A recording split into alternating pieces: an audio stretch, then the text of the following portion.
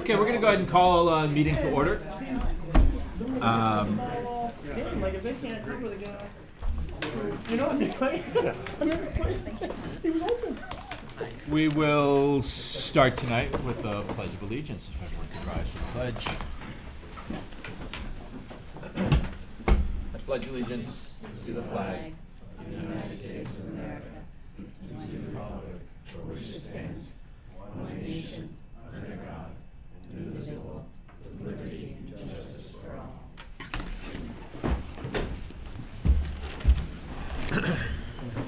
Whenever we do the pledge, Mrs. Kane's, my 6th grade teacher's voice is in the back of my head saying, there's no comma between nation and under. It's not one nation, comma, under God. It's one nation under God. And forever, she haunts me forever on that one. So, roll call. Commissioner Curry. Right. Ryan Tina. Presenting. Kyle Dodson. Here. Charlie Giannone. Here. Patrick Holliday. Here. David Kirk. Yep. Kat Kleeman. Here. Alan Matson. Mark Porter. Sure. Stephanie Seguino. Scott Shumsky. Here. Miriam Stoll. Here. Ben Truman. Here.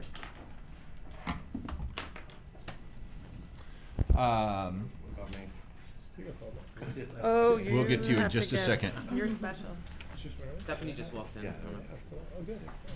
So the board wishes to recognize, welcome, and thank those who are providing language interpretation of the board proceedings. The board's commitment that all children receive equitable academic services must ensure that new American parents are welcome and can attend meetings, understand the process, and be actively engaged.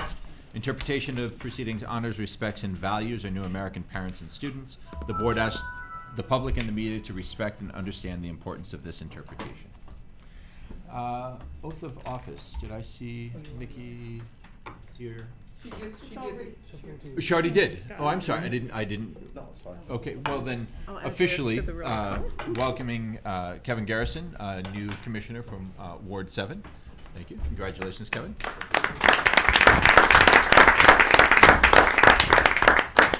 And I'd also like to take a second to acknowledge Georgia Essig, who is a new student rep, an 11th grader at BHS. Georgia, thank you.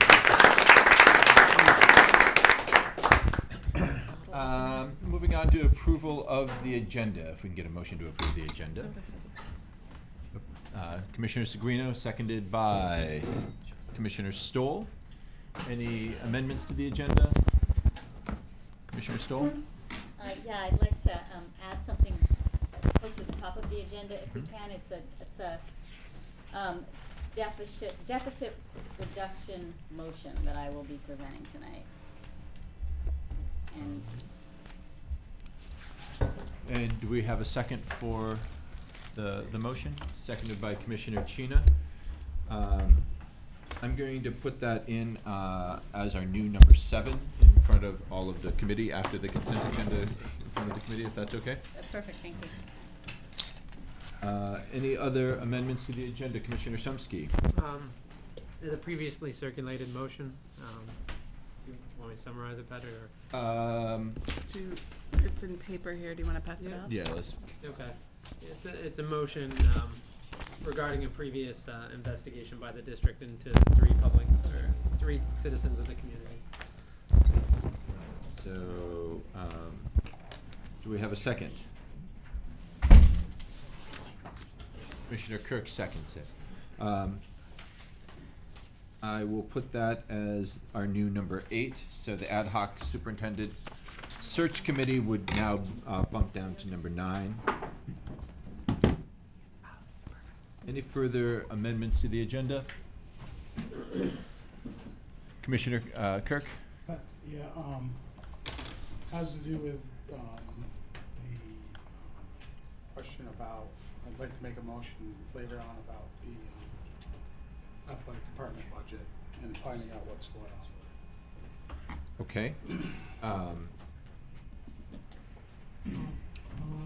Do we have a second for Commissioner Porter? We can make Room some for room Xander. for Commissioner Long We here. lost the nameplate.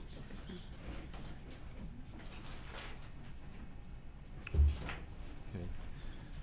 So So that's our new number 9. Anything further added to the agenda or any other further motion? Who All right. seconded that? Seconded by Commissioner Porter. All in favor of the amended agenda, please say aye. Aye. Opposed? All right, it passes. Just a quick note that we've lengthened our agenda quite a bit with this. That could, some of these, I don't know what the discussion could be. So I just ask people, as commissioners, as we're having our discussions throughout the evening, to keep your comments brief and to the point, and if your point has been made by someone else, just acknowledge that's already been made. At this point, we'll move on to public comment. The board welcomes comments and questions from the public, including staff and students. We encourage you to express your opinions on matters concerning any subject relating to public education in general and the operations of the Burlington School District in particular. The board is very interested in opinions expressed during this public comment period. However, this is not time to engage members of the board in conversation or debate. And I do want to add one additional note on public comment, and this is kind of by happenstance, kind of some legal advice that came our way, and I just want to make sure that we're upfront with it, that we really need to be following, and it was not, quite honestly, a policy I didn't even know that we had. Regarding public comment, we have 20 minutes set aside during our meetings for public comment, and 3 minutes per person. If we decide that we want to extend that 20 minutes, the board, if public comment goes on beyond 20 minutes, we have certainly the power to extend that public comment. But it was suggested to us by a counselor for the State School Board Association that we really follow that. At times we've been a little bit lax in saying, yeah, there aren't that many people here today if you want to talk for more than 3 minutes, or we won't hold to that. And so I just want to know, I am going to be following the 3 minutes. It's not just for tonight, it's kind of for moving forward on that, just to be consistent with our policy. So, I think we have one name. You want to just make a note in case anybody's. yeah, there'll be time afterward down there. Commissioner Clayman, who is Terry Boehner? Buhner? Ms. Buhner? Buehner, sorry. That's okay. It's been pronounced. Is there a place for me to sit? You're fine right there. Okay. Also, your introduction was 3 minutes, okay? I have asked a couple teachers that are here if I go over, if I could go into their time, and they said fine. Okay, so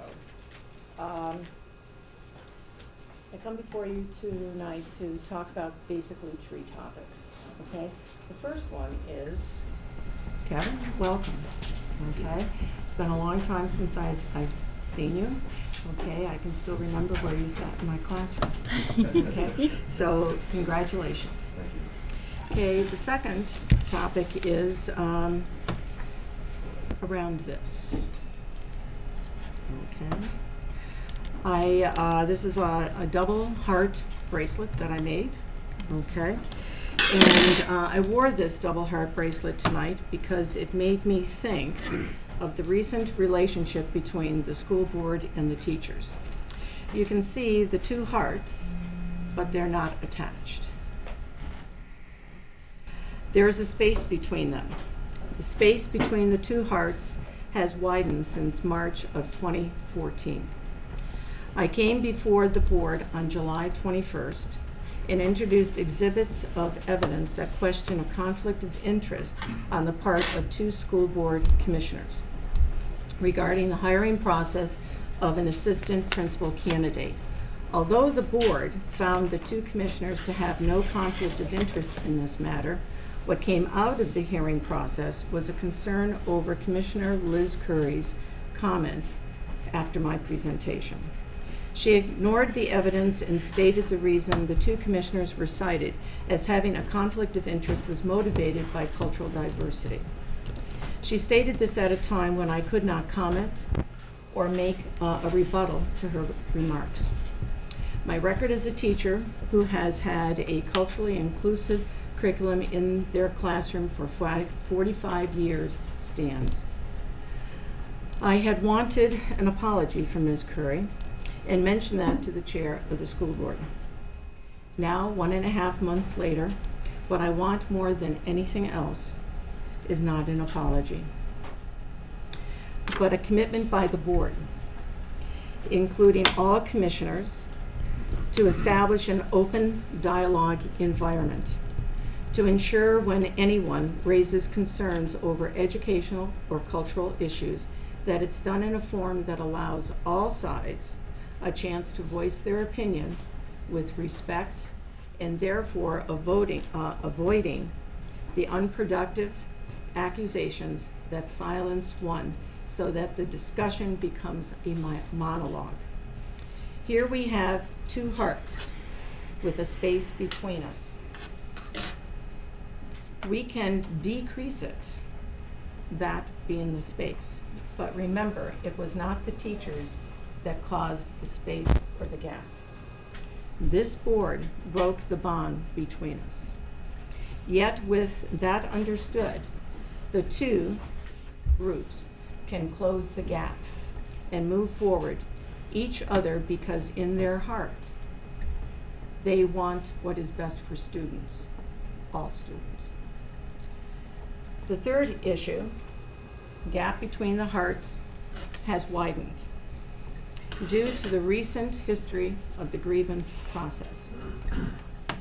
First, the district has set a record this year. Ms. Guido, I'm going to have to ask you to finish up quickly here. Okay. Mr. Molander, can I use your minutes? It's per person. It's 3 minutes per person is the way our policy reads. Okay, So, then I'll stop there and I'll come in at the end because you usually ask if anybody who has spoken would like to speak again. Thank you. thank you. Anyone else on the list? Commissioner I'm Hartnett? sorry. Yes. Dave Dave Hartnett? Hartnett, yeah. So I'm here on two issues. I'll be brief. One, I am here, I'm Dave Hartnett, I live in Ward 4 on the City Council in Burlington. And so my first issue is a representative of the City Council. Tonight you have a resolution in front of you that Commissioner Stoll has brought in front about possibly, we're not quite sure that, but it seems like we might get some money back here from BED. And that resolution has asked for that money to go toward the deficit. I can only tell you this, in 4 or 5 months we're going to be in front of the voters. My guess is that we're going to be asking for a sizable increase. This would go a long ways next March if the voters would see this type of commitment from the school board. When you say that you feel their pain and you know what it is, the burden on the taxpayers, it's one thing saying it, it's the other thing if they see some action. So tonight, I hope you support that resolution. The second reason I'm here is not as a city councilor, so let me be clear. I'm here representing myself as a dad, as a huge supporter of the Burlington school system, have been for years. Before my daughter went to school there, I will be after my daughter leaves that school. I went to the schools. I am one of the individuals that was charged with harassment back in February. And unfortunately, because the report was so vague, there's a few things that kind of really stand out and bother me about this. One, the 3 individuals that were mentioned in the harassment suit were never brought forward and never sat down and never told what they really were being charged with. 2, we never met with a special investigator to even get our side of the story. Not that that's important at this point, because it really isn't. But what that led to was headlines in the Burlington Free Press, 3 men cleared of sexual harassment. That's what that report led to. To my daughter coming home to me after field hockey practice and said, "Tell me, Dad, that you did not sexually harass the athletic director." Think about that. Because we were so vague, I had to call the Free Press to clarify it. But I didn't really blame the Free Press. I didn't blame Channel 5 News for the next morning. Big story. 3 Burlington men cleared of sexual harassment. I run a business in Burlington. I grew up here. I have a huge family. The two other men that were involved in this are in the same position. Have a business dedicated to the schools. And to have their name trashed through the Burlington Free Press on charges of basically sexual harassment because the school department, in my opinion, was irresponsible and very vague on what these charges really were. And to this day, I still don't know what they were. And that to me is unacceptable. I will say, however, for the record, about a week ago I received a letter in the mail from Principal Amy Mellencamp. I won't call it an apology letter, but I think that's what her intention was. It was a very nice letter extending an olive branch for me to kind of get back involved. I appreciate that very much. It was a nice touch. But I will tell you that I've taken a lot of heat in our community for these charges that have no bearing whatsoever. Thank you. Is there anyone further signed up for public comment? No. Is there anyone else who would like to come forward to comment at this point? All right, hearing none, we will move on with. Excuse me. I said I would like to come back and finish my comment. See, this is what I was trying to get at the very beginning, Ms. Buhner. The way that our policy reads, it's 3 minutes per person for public comment. If you would like to submit the rest of your comments for the record and to be put into the minutes, you're welcome to do so. I'll take a turn. That's fine. Kathy Chase, and I'd like to finish Terry Buhner's comments. The third item is the gap between the hearts has widened to the recent history of the grievance process. First, the district has set a record of more grievances to be filed in the first 2 weeks of school than we have had in 6 months of any year. Also, the district has failed to respond to the Burlington Education Association, who requested a meeting to discuss grievance procedures, closure of last year's grievances, and scheduling of grievance meeting for this year. Also, the district has tried to institute an intimidating grievance process that could have consequences of causing teachers to avoid standing up for their collective bargaining rights and benefits. With 2 lawyers on staff and an interim superintendent, the district hired the McNeil, Leddy, and Sheehan firm to hear a grievance last week. It was conducted with ground rules written to intimidate. The BEA will or has filed 2 grievances on these concerns. This heavy-handed approach does not bridge the gap between the 2 groups. Board and teachers, again, 2 hearts, and a gapping space between them. The Burlington Education Association is willing to meet and lessen this gap by sitting down and discussing the issues, but the district must come to the table. We can adjust the space between us. 1 heart cannot do it alone. Thank you. Thank you, Ms. Jason. Anyone further who would like to comment?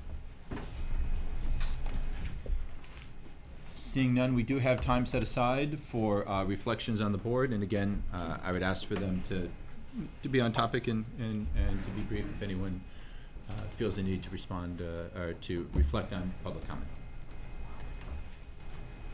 Commissioner Curry. So thank you for your honesty, Ms. Buhner, and I do want to apologize, even if you didn't ask me to. I apologize if I made you feel uncomfortable with my comments. It's a difficult conversation to have around bias in our society, and I apologize that I was honest about my perspective, and it appears that made you feel uncomfortable, and maybe others. And I apologize for, creating that environment during a very difficult discussion. I think those who know me know that I'm an honest person, and that honesty sometimes comes at a cost for us. But as you said, our hearts are there for our children, and I think in a very difficult time we'll have differences of opinion quite often. And at the same time keeping our kids at the front of our minds and in our hearts. So I understand that, you know, the teachers weren't happy with our decision, and I apologize that things turned out that way. But again, you know, it's a difficult conversation, and it made people feel uncomfortable, and I apologize that I was the person to bring that out.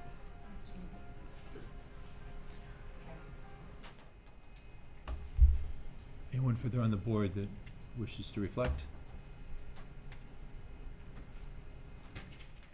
Seeing none, we'll move on to a board report.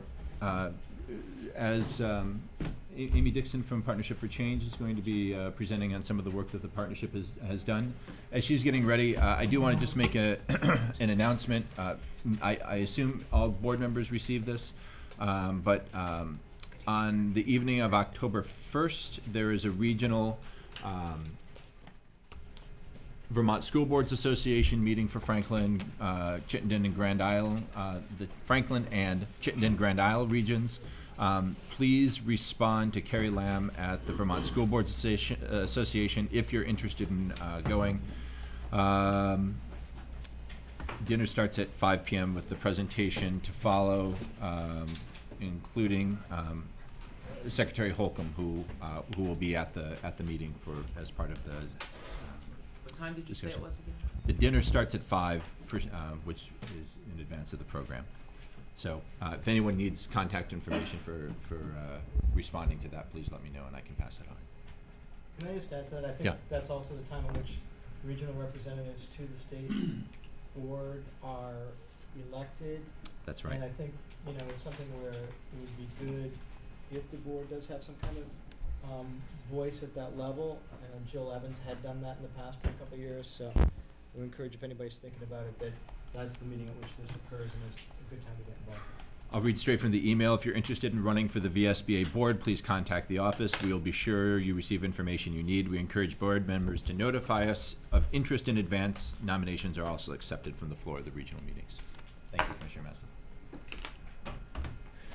Amy, thank you. Thanks. So I know a lot of you, but not all of you. My name is Amy Dixon, and I work for the Partnership for Change along with Hal, our director. And I'm also a graduate of BHS, class of 95, and I've been a science teacher for a long time. And I now work for the partnership as the teacher learning coordinator. And I think we have about 10 minutes on your agenda just to share with you a little bit of the work that we've been doing. As many of you know, the Partnership for Change is focused on helping both Winooski and Burlington schools shift toward student-centered learning. And the way we define that is with a number of different prongs. So first of all, student-centered learning is more personalized, and the partnership is supporting that in a number of ways through the one-to-one technology, for instance, that giving every BHS student an iPad, through working with the schools to make plans for developing personal learning plans, which you know is part of Act 77. And along with that, this year we have a design team of both teachers and community members working to develop an advisory program that will help to personalize students' experience at the high school. Student-centered learning is also student-owned, and Burlington is supporting that in a number of ways with student representation on the boards, for instance, with a course at BHS that's now in its second year called School Innovation Seminar, in which students learn about the school change process and have opportunities to get involved with that. And then we have a new program this year that Xander Long is helping to spearhead, in which students are acting as consultants for teachers who are helping to implement some of this. And then the third prong, and the prong that I'm going to highlight most tonight of student-centered learning, is that it is proficiency-based. And before I tell you a little bit about the work that the BHS faculty has been doing around proficiency-based learning, I wanted to give you a chance to experience a tiny taste of it yourself, so that's why you have an index card. And if some of you are all digital now and don't have something to write with, I have an extra pen.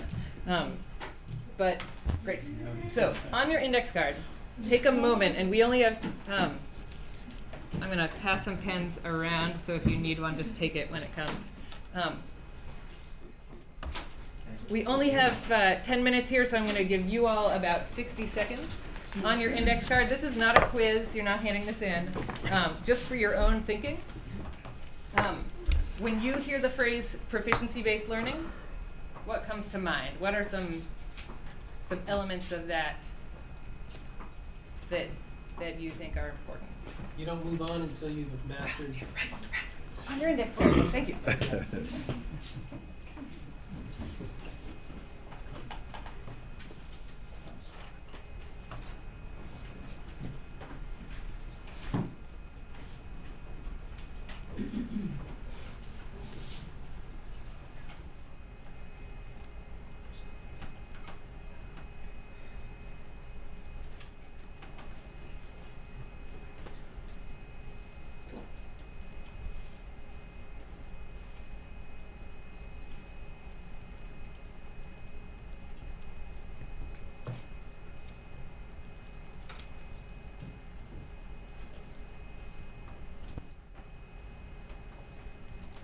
Take about 5 seconds to wrap up whatever you're currently jotting down. And then real briefly, we can have a couple people share one thing that they wrote. You don't need to share your whole list. Commissioner Giannoni, did I pronounce that right? Yes. Did you want to share one? That's the first thing that comes to mind. You know, when the student is learning something, a certain skill set, they don't move on until they've mastered it. So they don't go into new material until they've mastered the current material. All right. Anybody else have another one? One more person? Working towards specific measurable proficiencies, so like having like clear goals or outcomes that you're measuring, and maybe you do that in regular learning too. I don't know, but great. And again, we're moving quickly, so sorry you don't have a chance for everybody to talk. But in a recent workshop with the BHS faculty, these are the 5 kind of key elements that we identified with the faculty, and we've hit both of them, as Brian said. First thing is really clear learning goals. And then this idea that you don't move on until you've mastered something kind of fits within these last couple elements. There are multiple chances to reach proficiency, and because everyone's expected to eventually get there. And I think many of you had the opportunity sometime maybe earlier this summer to watch a video that one of our chemistry teachers at BHS produced about proficiency-based learning in her classroom. If some of you who are new to the board haven't had a chance to see that, there's a link on the partnership website, and that's a great example. Sorry. I just wondering if it would be true. I was going to add that fully implemented, it wouldn't be based on our current grade level system or annual parameters. Would that be true? That would be true. So time is more flexible in proficiency-based learning. As it says up there, autonomy and flexible support. So students have a little more ownership in how they're reaching proficiency, and then flexibility. Different students might get there at different times, and it's true. In a fully, completely implemented system, sort of explodes our traditional notion of school. That said, I think there are a lot of ways to implement many aspects of this within our current boundaries. And then I think the only one of these that we haven't talked about is really frequent opportunities for assessment for students and teachers to get feedback on their own learning. That's part of why you have the index card. And we'll come back to that in a minute. So I wanted to share with you the highlights from a faculty-wide discussion that we had about this at BHS. So when I posed the question to the faculty, what do they see as the potential benefits of proficiency-based learning, and what are some of the big questions that they have? So actually just take a minute to read over those on your phone.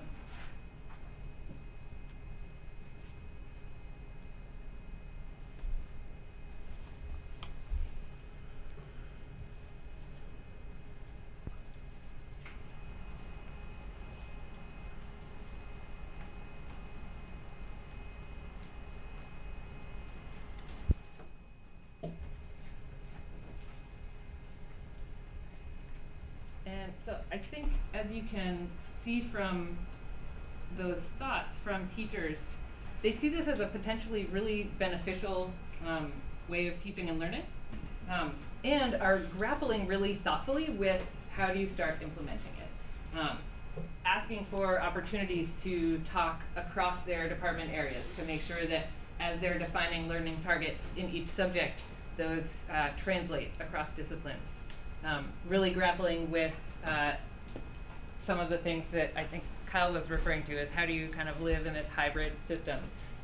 And this is something that the BHS faculty will come back to in future professional development sessions. But it's also something that relates more directly to a program that the Partnership for Change is funding. And that's what we're calling the Partner Teacher Program. So this year, the Partnership for Change is funding 9 teachers at BHS for some release time, either 20% or 40% of their teaching load, in which they're freed up to focus on designing and implementing some aspect of personalized and proficiency-based learning in their classrooms. And basically, the program provides these 5 things. First of all, time. What we found is that even if teachers are interested in doing this, they need the time because it takes a lot of revision of what they're doing. They need support and someone to bounce ideas off of.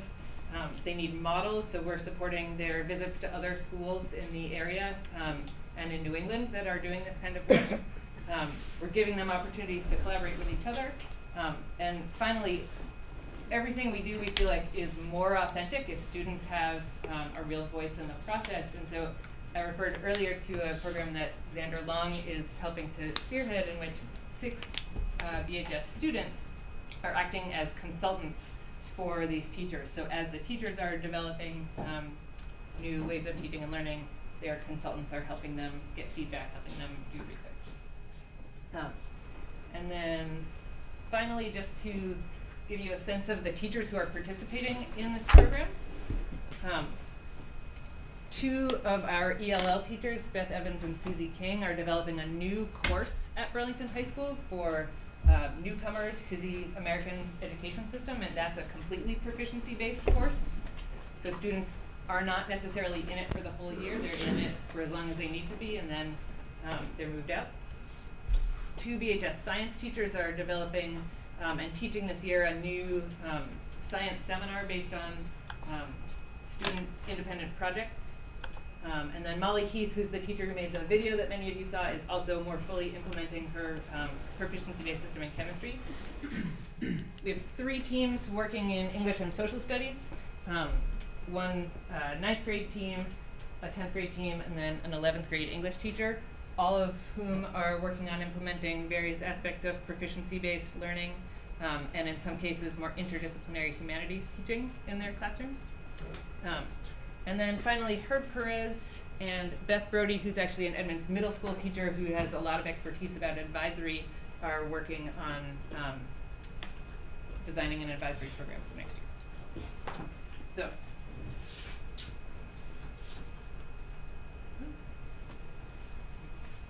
there's one slide that was in there that's not in there anymore, and so I'll just do it verbally. Take a minute to go back to your index card. First, jot down something that you understand now about proficiency-based learning that didn't make it onto your card the first time. And then second, if you have questions or if you can identify next steps in what you as a board member need in understanding this work, write that down too. So anything further that you now understand and what's next for you.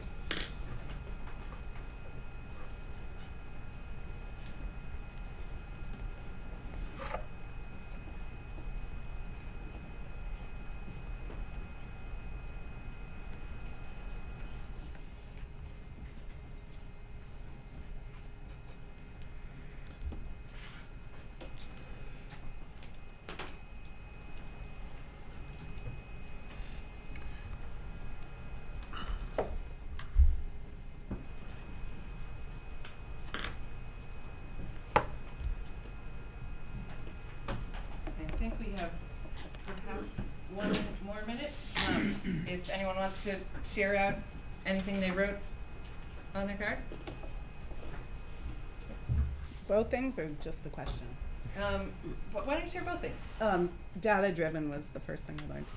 So the second question is kind of related. What are the Partnership for Change benchmarks? Will we measure success by the end of the grant? When we met with the group, the Nellie Mae folks this summer, it was very clear that they were very hopeful that we would, be a beacon of light among our other grantees, and I'm just, excited to hear about how we demonstrate that.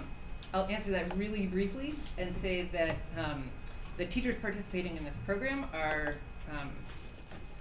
piloting a number of different ways to track the impact of this on student learning. So they've identified their proficiencies and they're measuring where students are and their growth. But we as the partnership are also going to be looking at students' grades in those classes, as well as using measures provided by Nellie Mae to assess student engagement. So those are some of the ways, but happy to talk with you more about that.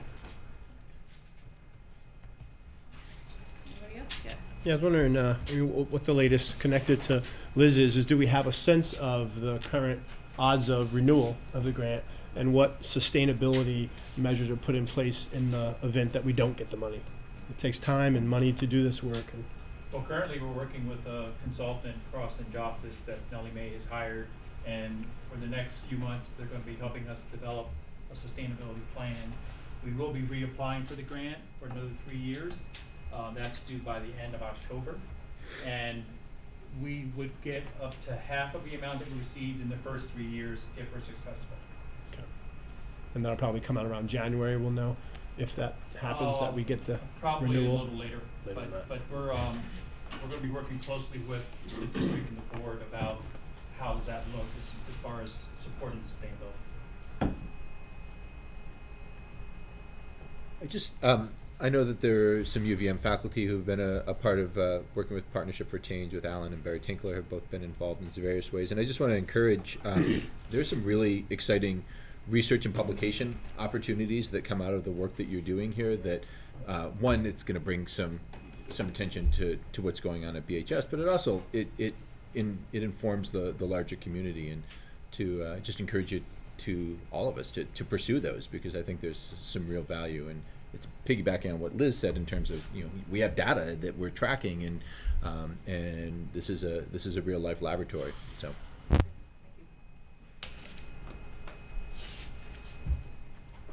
Any further questions?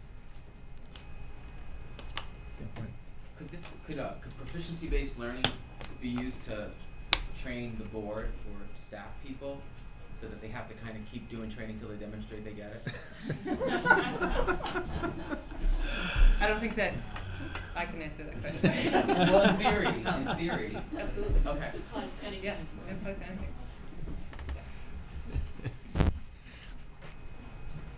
Any further questions? Amy, thank you very much. you. I appreciate it. Thanks, Amy. Very nice.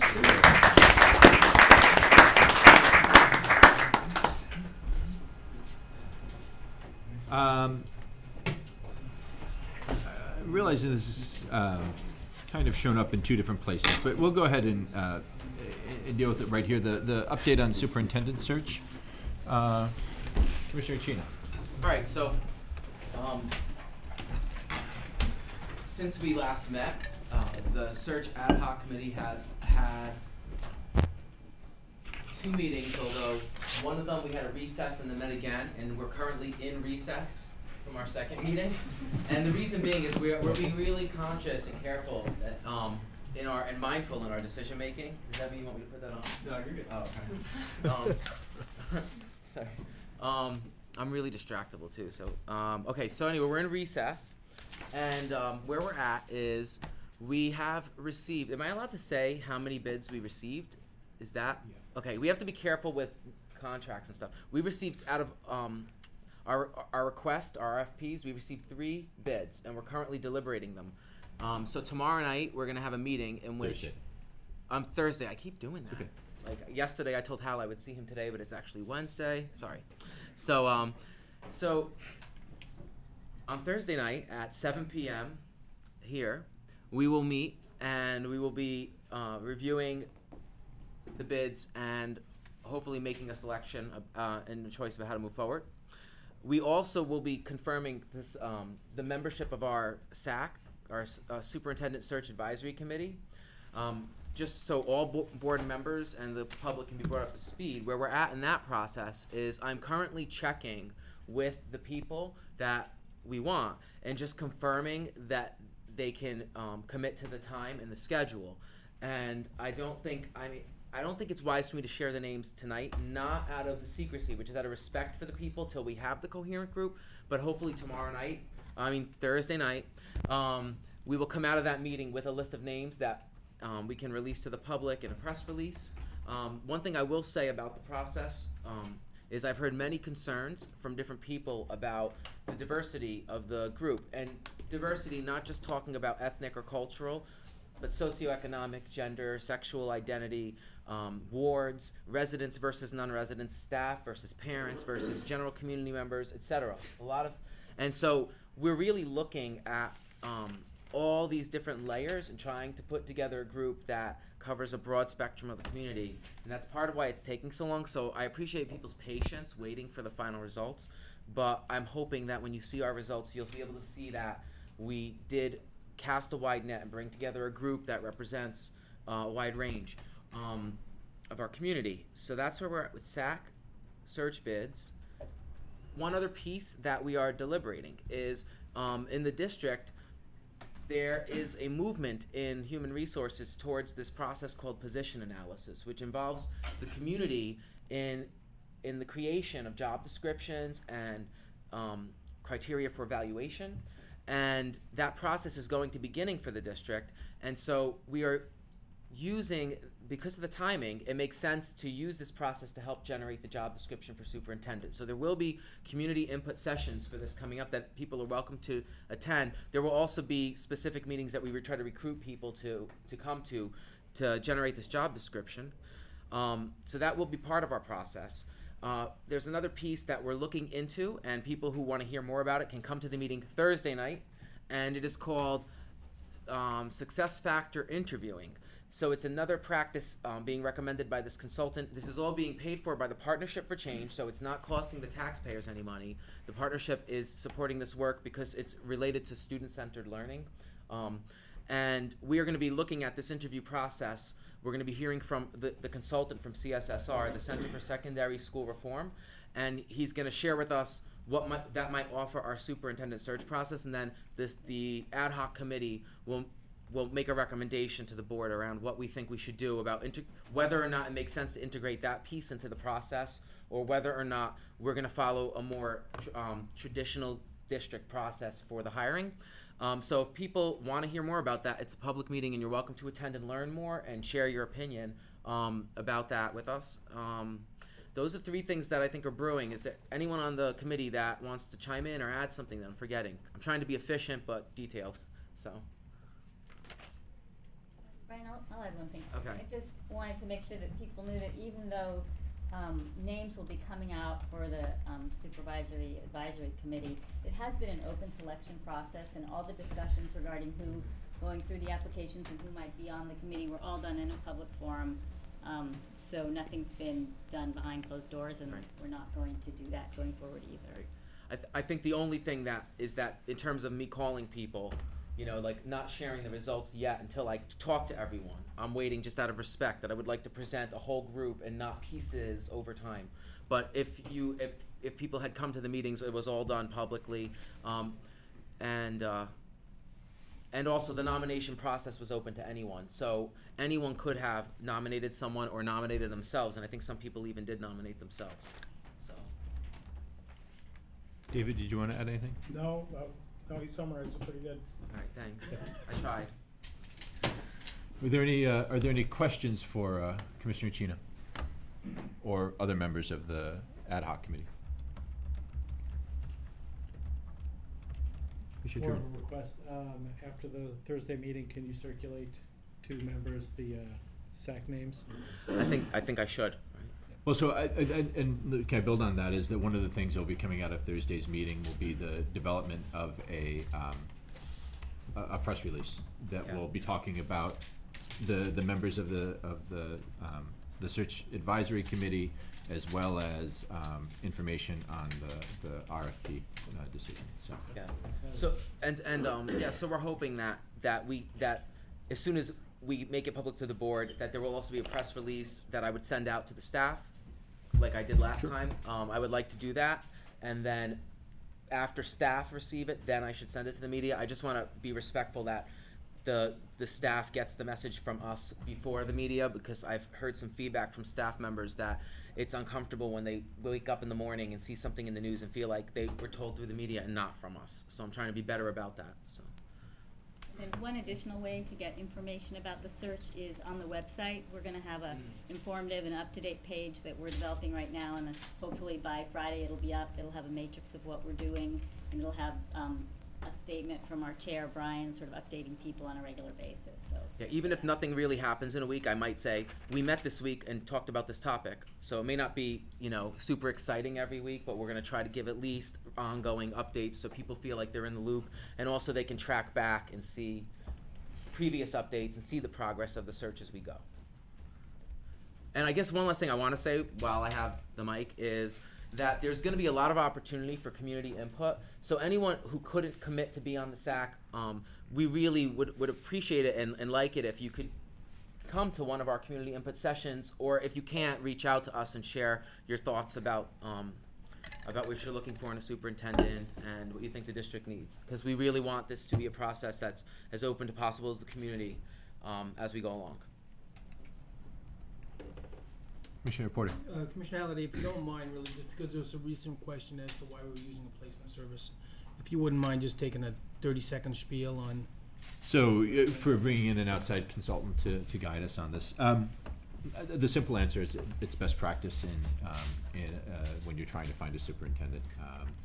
That the board, no members of the board have the time, but they also don't have the expertise in running a search like that. It's one of by statute, one of the things that the board is responsible for. We don't want to have the superintendent search run by others in the administration, because then you're actually effectively choosing your own CEO. Certainly there'll be input, but we don't want that selection done there. And it's a matter of resources that an outside firm would be able to bring to bear, expertise, knowing where different people are, reaching out, having the networks to really to bring the best people in for what we're doing. And I don't know, were there things I might have forgotten as to why we want to do it? Yeah, please. Just add that the biggest issue really is networking, and passive ads don't yield a good pool of candidates. So having a national network to invite people into the pool and make contact and so forth, it's very time consuming, and so a search firm really helps with that. Thank you. That's one thing I wanted to say, and I just hope something when you said that, it reminded me is I read a Front Porch Forum where but I want to say this is related to this. That's what it was, but that's what I think we're clear on that now. Well, there's something else though that I would like to say, triggered, that I think is important to get out there. There is some criticism from former school board members about us paying for all these consultants and services, but what I would like to put out there is that the consultant from CSSR is being paid for by the partnership, and that's part of district-wide efforts to move our system forward. So that's not costing the taxpayers extra money. That a search firm is standard procedure in a search process, and those are the only two consultants that we're engaging in this process right now. So I just wanted that to be on the record, because when you mentioned the purpose of the search firm. All right, anyway. Any further questions on the, I would just say that, in my opinion, it would be irresponsible for the district not to use a consultant in a superintendent search. So quickly, when you're hiring for a position of this caliber, many of the candidates are in jobs.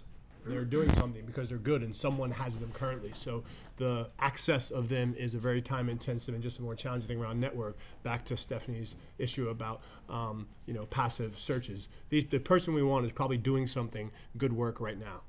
We have to tell them why Burlington is the right opportunity for them, and that requires the resource and network and professionalism of a search firm.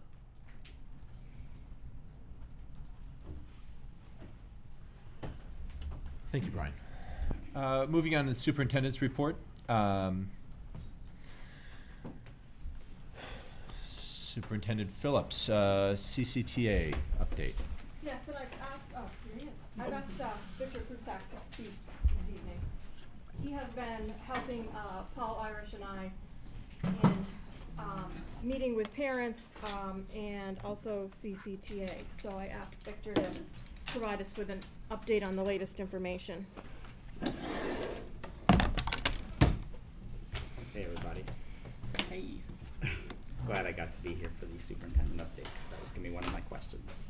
Public comment.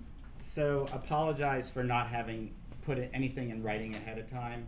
A lot of what I'm going to be talking about today actually came out of some meetings that Len Fellon, the principal at Hunt, and I have had with parents from Hunt over the last 2 days. So last night and then again this morning. So there was just no way to get that information to you ahead of time. Stephanie does have a copy of it in writing. Stephanie, would you like me just to talk about the Hunt issue or also the bus pass potential issue? If time allows, I think it would be good to have an update on both. Is that okay? Yeah, absolutely. All right, I think we're perfect. fielding questions about those issues. Yeah. So let me start with the issue I think that's more pressing in the minds of a group of parents and why Len and I were meeting with families. So, and this goes back to, I'm going to talk about this exactly how we talked about this with parents over the last couple days. So this goes back to January, February of last year, where a decision was made by the school district based on enrollment going into middle school for this coming year, the year that we're in right now, that we were not going to have the capacity that we'd like to have for kids who are zoned to go to Edmonds Middle School that we'd had in the past. And so we would need to shift the lines. And so in order to have two sort of equal sized classes enter the middle schools, two classes that are presently 150 kids in each school, give or take, one or two, the largest classes that we've had in a number of years in those schools. A decision was made to shift the lines, and we needed to shift it for 22 children. In other words, that would give us that balance of 150. So the lines were shifted. They were shifted contiguous to what they've been in the past, and they were shifted essentially to the east from where they were. So 22 families who thought that all along that their kids were going to be going to Edmonds Middle School found out, and we were being pretty transparent that this was a potential, this was going to happen. So people knew this might happen, but then they received a phone call from me and a follow-up letter from the superintendent explaining why we were doing this, what the impact was going to be, that there's a variance process, and that it would be unlikely that we'd be granting any variances because otherwise we wouldn't need to be shifting the lines to begin with. So from that, one Hunt parent, Rebecca Padnos, came to me very concerned because as she talked to families in the Old North End who'd been going to Hunt, was hearing that transportation through CCTA was not great to Hunt Middle School from the Old North End, that buses were overcrowded, that there weren't enough of them, that the schedules weren't great. It was unclear where the stops were, if there were enough stops, those types of things.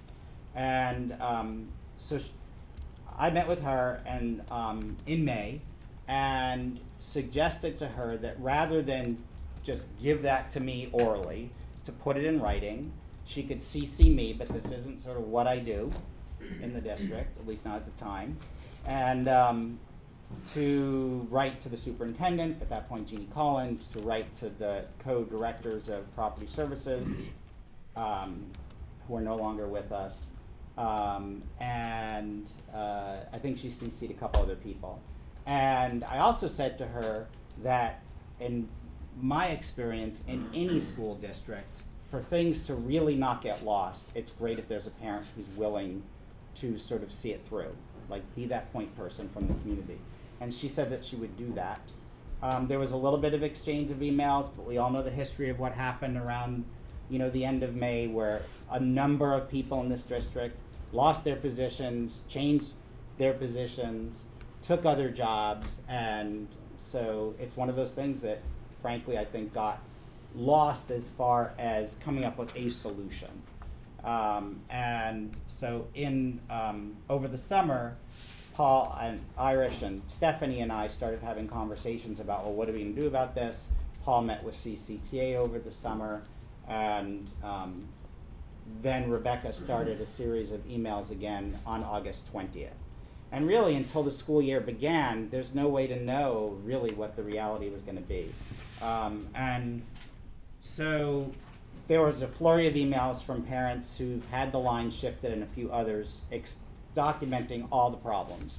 Overcrowding buses, kids passed up at their stops, kids getting to Hunt late because that's when this neighborhood special arrived there, kids being marked tardy, robocalls sent home, which is how absences are done in some of our schools, where you enter the names, an automated call goes to homes, and then parents, we call in and explain that, oh yes, our kid's sick, we forgot to call you, or no, my kid is in school now, can I please confirm that they're actually there?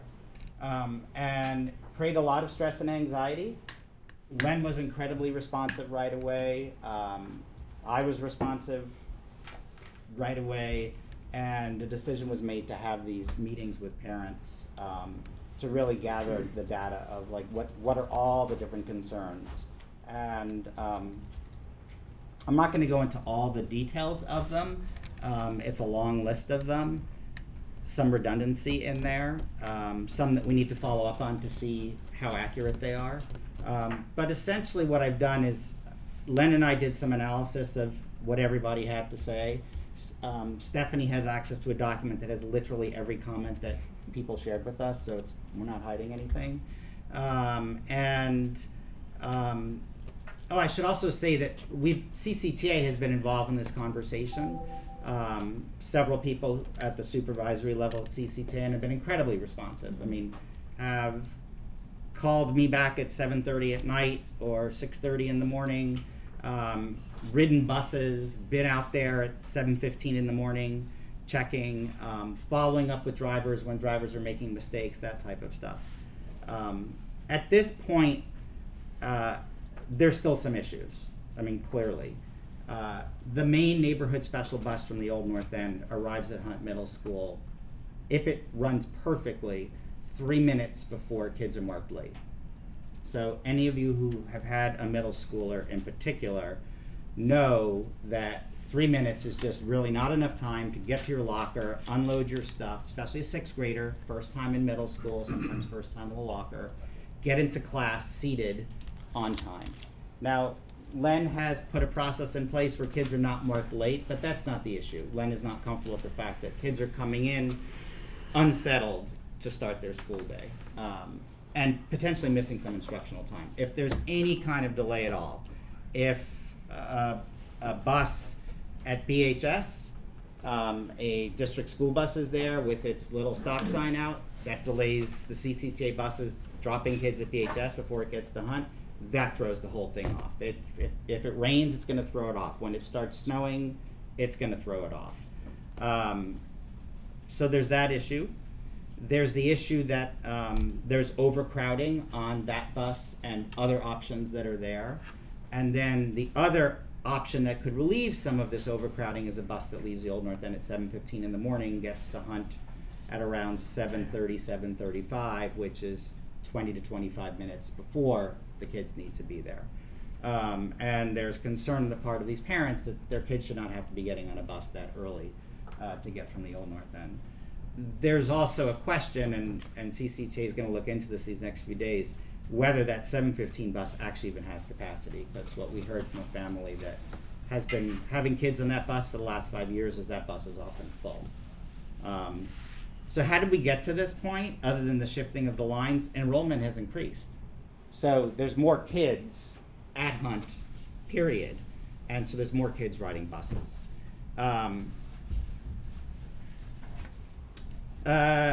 So where are we with sort of the analysis that we did? There's the immediate concerns, remainder of this year, and then I think the board really needs to start thinking about next year, because you're building a budget now, so if there's budgetary implications to any solutions, I know that that's something that you guys are gonna have to be considering now, this fall. We have some potential safety issues due to overcrowding and kids waiting too long to get home. This is from the perception of families. CCTA is being cooperative and responsive within its limitations of routes and drivers already scheduled. So what we're hearing with CCTA, there's only so much that CCTA can do, that they have to think about where their bus is coming beforehand, where are they heading to afterwards, what can they really ask their drivers and their route managers to do. CCTA wonders if we would relieve some capacity stress if we began requiring middle and high school students, as we've done in the past, to use school IDs with CCTA logos on it for all kids living within a mile or more of their school. There's a supposition being made by the drivers on CCTA that there are a fair number of Edmonds Middle School students who live closer than a mile, who are getting on some of these buses, because these buses some of them go to Edmonds before they go up to BHS. So that's part of the reason that the buses are overcrowded. It's kids riding the buses who, in a sense, shouldn't be riding the buses, but we have no way to enforce that. That solution would only work if we also required Edmonds elementary students to show ID and also have that CCTA logo, because otherwise we're putting CCTA drivers in the position of saying to a kid, you're going to Edmonds Middle School, and you say, no, I'm not, I'm in 5th grade, and they're like, you look awfully big for 5th grade, and then you've got the little 6th grader, you know, it just gets into a messy situation. Do we consider renting another mountain transit bus? We have one mountain transit bus that we rent 5 days a week. That's that elementary bus that we started when we created school choice at the elementary level. That starts at Champlain and works its way all the way up to the New North End and essentially shifts some of our bulk of kids that presently are in the South End up north. Do we add another one that's geared towards the middle schools that is primarily an Old North End bus, gets kids to hunt? This is sort of me thinking this through, because it's expensive. We're talking $50,000 a year to have a bus like this. Gets to hunt in time so that it could then, early enough that it could go to Flynn Elementary and actually create a run that we don't presently have for elementary kids from the New North End heading south. So, in some sense, kill two birds with one stone, but an expensive proposition. So what are next steps? We need to create more capacity, as I said. We need to gauge if buses truly are at their max, including things like the earlier buses. There's some minutia that I'm not going to go into here about designated certain buses that presently go to both Hunt and BHS, where one of them would actually stop going to Hunt and only go to BHS, so Hunt kids wouldn't get on it, and take another bus and make it Hunt only, so BHS wouldn't get on it. What that would do is deals with some of the overcrowding concerns on the part of particularly 6th grade families of having small 6th graders on an overcrowded bus with large high school kids. And it's not that there's bad behavior by the high school kids, but the reality is little kids, big kids, crowded bus. But it also solves the problem of a bus getting to Hunt late, because it would no longer have to go to BHS, which would save it a good 5 minutes, and it would get to Hunt in plenty of time. We also have in our back pocket the possibility of Hunt putting its start time back to what it was until this year, which was 8 o'clock from 7:55. But that time change is part of the restructuring plan. It's about adding instructional minutes. But that's something that Len is absolutely willing to have on the table if that's what's in the best interest of kids. And then I started looking at numbers for next year that we have, enrollment numbers, and what do we see the EMS and Hunt numbers being in general, and specifically as we get closer to, let's say, January, when we really know where folks are living in the city who are going to be going to Edmonds and Hunt next year, and we could probably start this now. How many of those kids live in the Old North End? So what's going to happen next year? Are we simply just going to be adding a few more kids from the Old North End to these buses? Is it actually going to go down? It's possible we have fewer 6th graders next year from the Old North End. wouldn't know unless we looked at that. But what are the implications for next year? And that's it. I know it's a lot. And I'll talk about the bus pass issue after, someone if there's any questions. So questions right now, let's focus on the Hunt bus issue, and then the bus pass will come up. Commissioner Dodson. So, Victor, when you say resolve the numbers issue or the overcrowding issue, are you only talking about the numbers issue on the buses or the numbers in the building? Buses. Buses.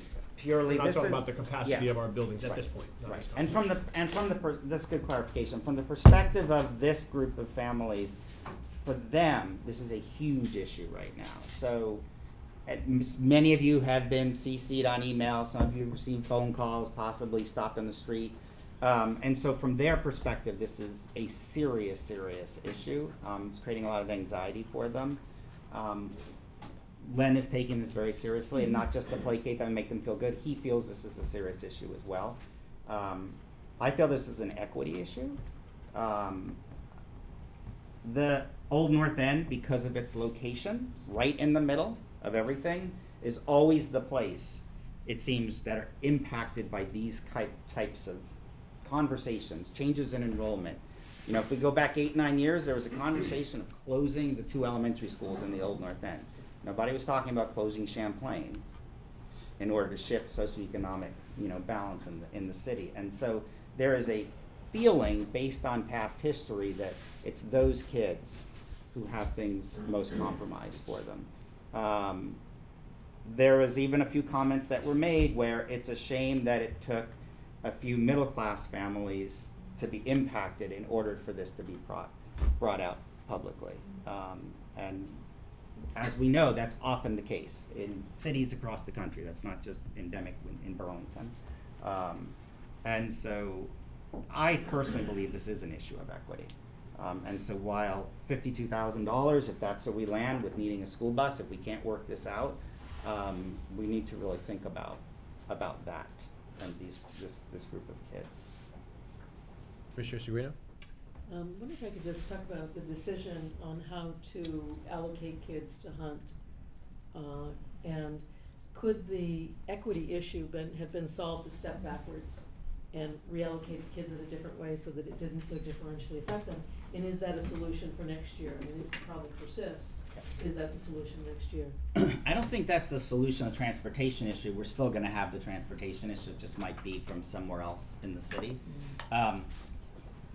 Thinking realistically, unless we want to put all the kids sort of in one giant pot and just say we're going to distribute kids evenly from across the city at both schools, and then we get a real transportation headache. The next logical thing would be to skip over the Old North End for changing boundaries and look in the hill section. And I mean, I deal with enrollment, that's what I do. And so I know that having conversations with families throughout the city, if they live walking distance to Edmonds Middle School, and if their kiddos go walking distance to Edmonds L, and now we're saying you're gonna go to Hunt, that's just gonna create a whole host of other issues. I think heading south doesn't make a lot of sense unless you're gonna skip over my whole neighborhood basically, which is South Winooski on over all the way to the lake, where there's a large low-income population. You'd have to then skip, and what do I mean by that? As a group of people that's already marginalized. So you'd have to skip to the far south end, and we all know the implications of that. So I don't think there's an easy solution. I will say that these parents, every single one of them who came out said they've been thrilled with Hunt. Like, their kids are happy, they're loving the school. That's not an issue. There was definite fear and anxiety about that because it was the unknown. This is back in the spring. So it's not a like, shouldn't these kids go to Edmonds versus Hunt type thing. From a socioeconomic perspective though, we do have an issue, which is that if you look at the free and reduced lunch numbers right now, you're talking about roughly 40% at Edmonds Middle School qualifying for free and reduced lunch, and upwards of 60, beyond 60 at Hunt. And that has been changing. That disparity has been growing slowly over the last 5-6 years. As we look at projections out, and we have all the way through this year's first grade class, we did this in the spring, we see that in 2 years, the bulge is the other way. There's too many kids designated to go to Hunt. and we won't have the capacity, and we're gonna actually need to move the lines, not only back to maybe where they were last year, but further west. But still, the majority of those kids are low-income Old North End kids, the majority. Commissioner Kirk. Is there a reason that CCTA can't split that route out of bus? I mean, we are subsidizing payment to CCTA to move children, and they are also subsidized by the city. I would think that the city and CCTA and the school district would probably be beneficial for the city if they could generate another bus. I mean, is it a problem with you know, scheduling, or is there a problem with they don't have enough buses, or because it seems kind of strange that we would want to pay $50,000 when we already own a bus system. The city, I mean, not the school district, but we already own a bus system. It's, you know, wouldn't it make more sense for CCTA to subsidize? You know, I mean, we're subsidizing them. Right. I mean, is there a problem with that? Yeah, no, that's the most obvious answer. Right, it is, and one that I've just sort of really been trying to push, and Paul has as well, and push meaning work with CCTA around that. What we're hearing is that they do have issues with not enough drivers, not enough buses, and that they're not in the, and Paul, you may remember the terminology around this, but basically that because of how they receive funds, they cannot be a charter bus service and just serve schools. Right. It's sort of tricky around that, and I don't. And one of the questions came from parents is, could we see the MOU that we have, if we have one, with CCTA to understand what that looks like? So Liz, you probably. So I'm happy to help try and answer this question. So, so the district doesn't actually subsidize CCTA. The district pays the city for the service hours that the school trippers make up. The city is a member of CCTA. CCTA is an authority, and it's made up of municipal members. The city is a member, and each member pays an assessment for a number of service hours. So as a member of the authority, Burlington pays CCTA for school tripper service. So school tripper service is federally regulated. It has to be a part of the comprehensive public service. It can't be it can't be designated school service. It has to be part of the public service. And so because of that reason, all of the school tripper buses have to be integrated into the routes and the time points that come after they dump kids at the schools. They can't just leave the garage, take kids to schools, and go back to the garage. That's not public service. It has to be part of an integrated fixed route. And if someone from the public wanted to get on one of those buses, that is their right. It has to be able to. They're not exclusive. They're public. They're in the bus map and guide. They follow the routes that are in the bus map and guide, and they are available to the public. So the school district does not buy service from CCTA. The city asks CCTA to include service to the district, and the district has to determine how much money it puts towards that service and tell the city, we need more service or we need less service, and then the city's assessment will include that cost. So that's how the regulations work.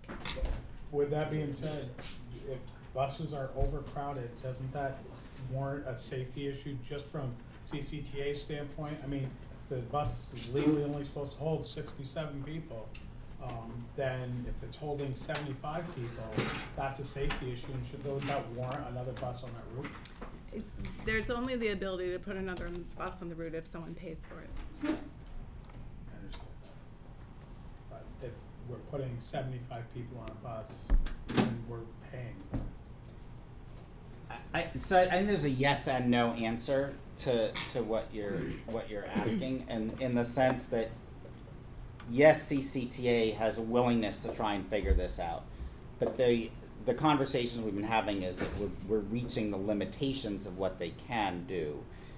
The response that I got right along these lines today from one of the management folks at CCTA was that we have a good urban transportation system here, and it's actually urban and rural, but because we're a very underpopulated state, we don't have the frequency of routes. So let's say I grew up in New York City, all the time I'd get on the bus and you couldn't fit, like, or I could get on, my brother couldn't. And so there was another bus, like 90 seconds later. In this case, it's a half hour later. And for example, the North Ave bus runs every half hour, and it's reliable service every half hour, but if you miss your bus, you're screwed. And we've had stories of kids trying to get on a 3:15 bus leaving Hunt, not the neighborhood special bus, but walking out to the Ave. That bus is full. A bunch of them get on 3:45, but not enough room, and so the last group doesn't get on until 4:15. Meanwhile, their parents don't necessarily know where the heck they are, or maybe their after-school classes they're going to, and that kind of stuff. So I do know that when the mayor was elected, he did a bunch of public forums in different schools, and I went to one at Sustainability Academy, and he was with the superintendent, Jeannie Collins, at the time.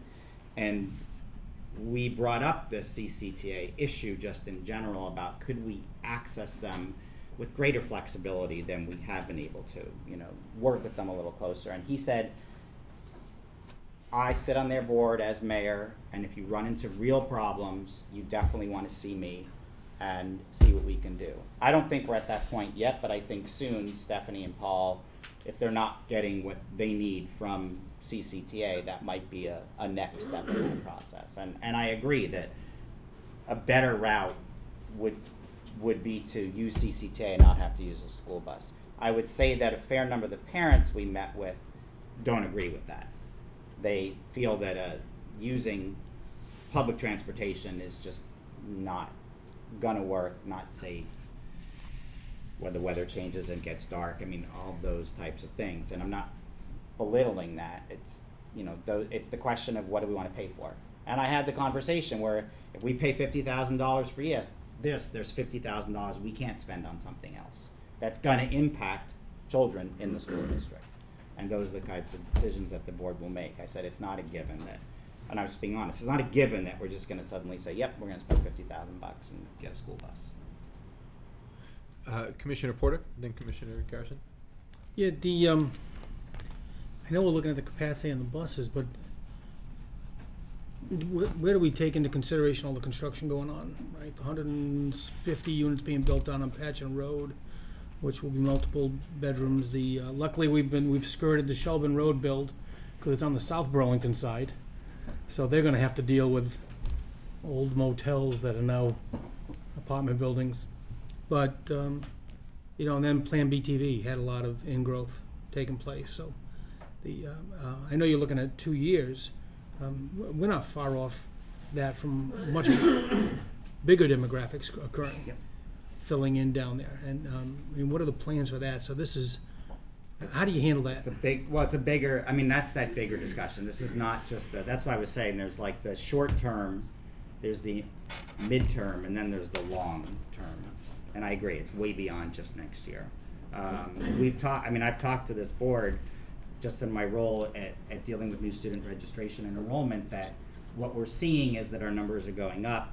And what we're hearing, just anecdotally and looking at some new construction, if you just think about the new north end of town, just about every house that has been sold by a retired elderly couple over the 6 years I've been working in this district gets sold to a family with young children, or a family about to have young children who are going to be in our school system. And I think we're going to keep seeing growth. So yeah, I think this isn't going to go away. It's going to be more so. So it's a bigger conversation. Commissioner Garrison? No, I just, I think it's a, I'm glad that you brought this up. I think it's an urgent matter that needs to be looked at and dealt with. Obviously, these parents are concerned, and the neighbors, God bless the neighbors for coming out and advocating for these kids. But, I just want to look back to when I was going to Champlain School, and I lived in downtown. We took the buses, and I remember waiting 10, 15 minutes for a bus in the middle of the winter time. So in a sense, that's just been that's kind of been our way of transportation here in Burlington, for as long as I can remember. But I think this looks like a CCTA issue. I mean, it seems like, we need to really, push that with them and try to get them to understand that we need them to, be a little bit more flexible and help us out here, for these kids. Commissioner Clayman? I just wanted to add, and I should I should disclose that I am part of this problem in terms of I have a 10-year-old daughter at Hunt who needs to ride that bus, and I've been hearing a lot from the community. And personally, I don't want her standing outside. 10-15 minutes is one thing. That's almost, that's doable. But when you're waiting 20 minutes to half an hour and it's dark and you've got a 10-year-old trying to get on a bus with a whole bunch of high school kids, it's intimidating. And I'm very uncomfortable with that as a parent. And I think something to remember with all of this is we've got a responsibility. If the kids can't get to school, there's no school. If they're coming in late, if they feel, they're going to start out not liking the process. If it's hard to get to school, if it's hard to get on the bus, it can ruin an entire day. And this is the age where things get harder when they're starting middle school. So I think it's really a huge issue, and we need to do something quickly for now, even if that's just temporary. But yeah, they need to get there and not be penalized and not feel stigmatized because they're the kids that ride the bus and always come in late. So. Mr. Stoll? I'm okay. Mr. Giannoni? Hey, Karen, so how many students in the Old North End, wards 2 and 3, have to go to Hunt? How many actually get on it? And the reason I say that is because I got a couple of comments. Well, it's only 22. And it's like, but I think if you play musical chairs and you got 10 people playing and you only got 9 chairs, so how many students and families does it actually affect? I can't answer that. I mean, we can answer that. So it's way more than 22. Oh yeah, no, this is just the 22 who had the line shifted on them. Right. There's plenty of kids at Hunt Middle School who live in the Old North End. Essentially, if you can picture where Integrated Arts Academy is, most of the streets, not quite all of them, that are south all the way past Sustainability Academy and all the way to the lake, all those kids were zoned Hunt previously and still are. And we moved the line now all the way to the top of Intervale Avenue and Riverside, sort of Intervale, South Winooski. So I'm just saying there's a lot of stress with a lot of families. It's not an isolated. Oh, this is not just 22 kids. No, there's a lot of kids. We haven't had the conversation with all the families. Yeah. Commissioner Chita? Oh, I'm sorry. I stepped out for a minute, and if I missed this, then I'm sorry. But has anyone talked yet about what changing the schedule would be like? Like, for example, you mentioned, it affects instruction time, and I get that, but I'm curious, have there been any solutions proposed about how to change the start time or end time, or I know it's a big deal, but modify the schedule so that this would work? Instead of trying to change all the buses? Or would that not really help, and would it still create the overcrowding issue? I don't know. It wouldn't impact the overcrowding issue. It would eliminate kids getting to school late, for but sure. We still would have kids who couldn't fit on buses? Well, yes, except what CCTA is saying, and this is accurate, is that there is a bus at 7:15 in the morning that leaves the Old North End and goes both to BHS and to Hunt. And what CCTA is saying is that that bus is always underutilized. But what we're hearing from families is that that's actually not true, and during much of the year, that bus in and of itself is overcrowded or crowded. So the question is, is there truly that capacity there? And no, we don't have. And changing the schedule wouldn't change that. Have we had anyone who's gone out and actually sat and watched this yet? Not that I would expect staff to have the time. No, every bus other than that one. And so CCTA over the next 3 days is going to have a dispatcher out there. The other reality here is, and this was something shared by folks at CCTA, there is still a lot of raw feelings and tension between management and drivers. Remember, we had a strike last spring. And so management is particularly sensitive about not coming down too heavily on drivers and giving them feedback that isn't positive. And this is a lot of negative feedback that's coming, and often it's the drivers who bear the brunt of it.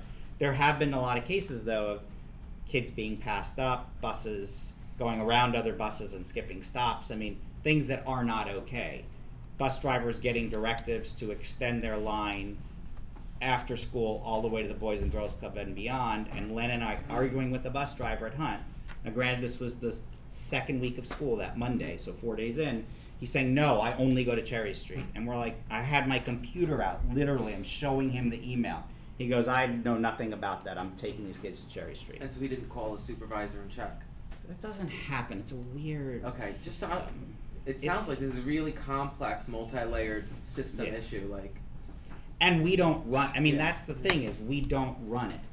We are customers like anyone else, so it's not, it's different than if this were a school bus system and we were leasing school buses, where if that happens, somebody from the district gets on the phone and calls a person who gets on the phone to that driver and says, hey, this isn't okay, turn around and go back and bring those kids. So We don't have that ability. Sounds like it's time to call the mayor. It's what? I mean, it's time to call the mayor. Possibly. I mean, I have to reached say, that level. in the 2 weeks, CCTA has changed, extended some of their routes, changed some of their times. Their drivers have been more responsive to the kids. I mean, they've been quite responsive, but they're getting to the point where they're saying there's really not much else we can do. I just want to say you can't, where we could have walked to Edmonds, and a lot of the families are complaining about this, you can't walk to Hunt. I tried. I walked back. It was bad. It's not a pleasant walk. And the buses are going to get more crowded as the weather changes. Kids ride bikes right now, or maybe not. This may not affect the Hunt bus, but it does affect the Hunt bus, because there are kids who live by the high school who are riding bikes now, but aren't going to ride bikes in February. Right. You had mentioned a $50,000 expense to add a bus. Would that solve the problem, or would that only be like a Band-Aid on a bigger issue?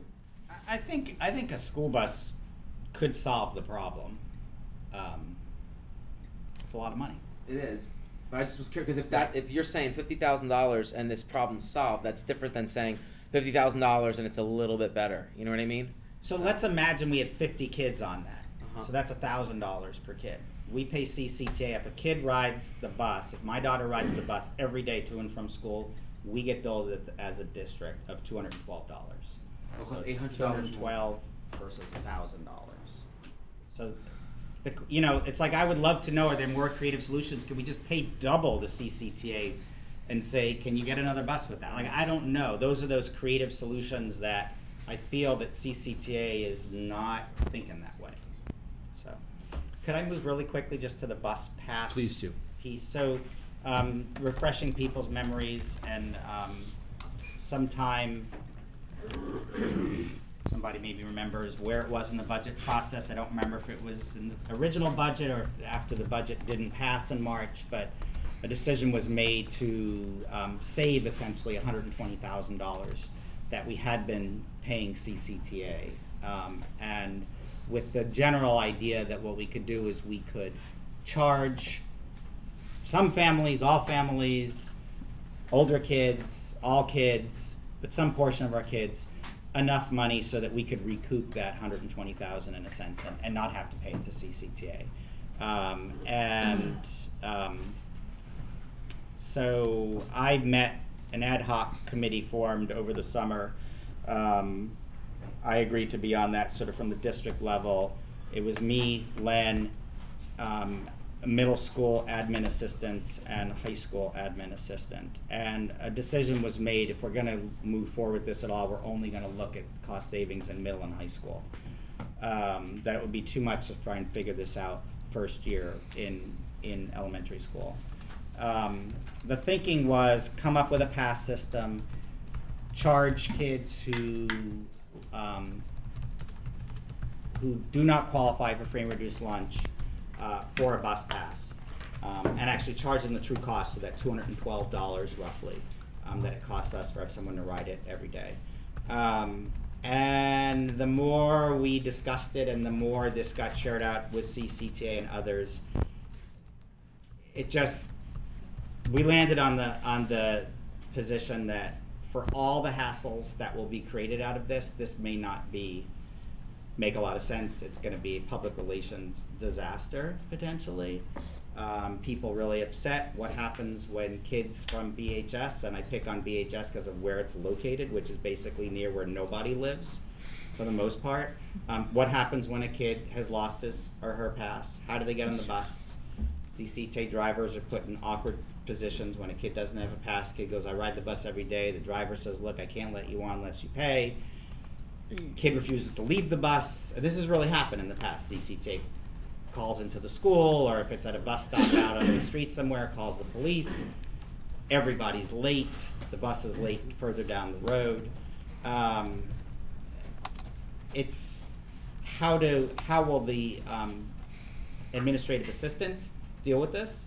Like, are they the ones selling these passes? How are they doing that? We've really tightened up the rules in this district around how we handle cash versus how we handle checks.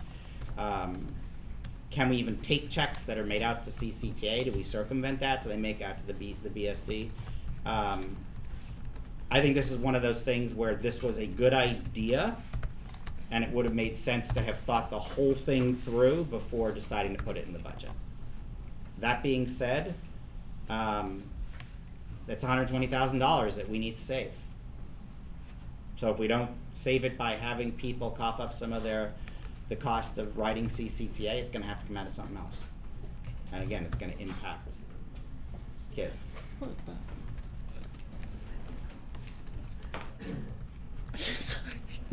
I'm sorry. So that would be the $120,000 that we're paying for them to ride the bus that's not getting them there on time right now, right? CCTA is actually getting the vast majority of kids safely to and from our schools on time. But then $50,000 looks cheap compared to that, if that solves a lot of the busing problems. I don't know.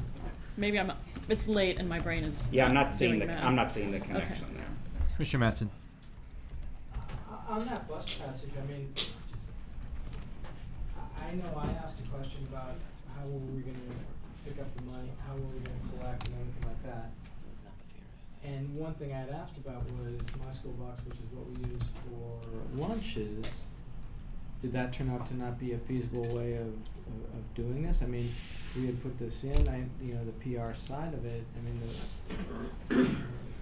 we were looking for money. We had said this is something we needed to do, and these ideas have been put out there, and that was one in particular.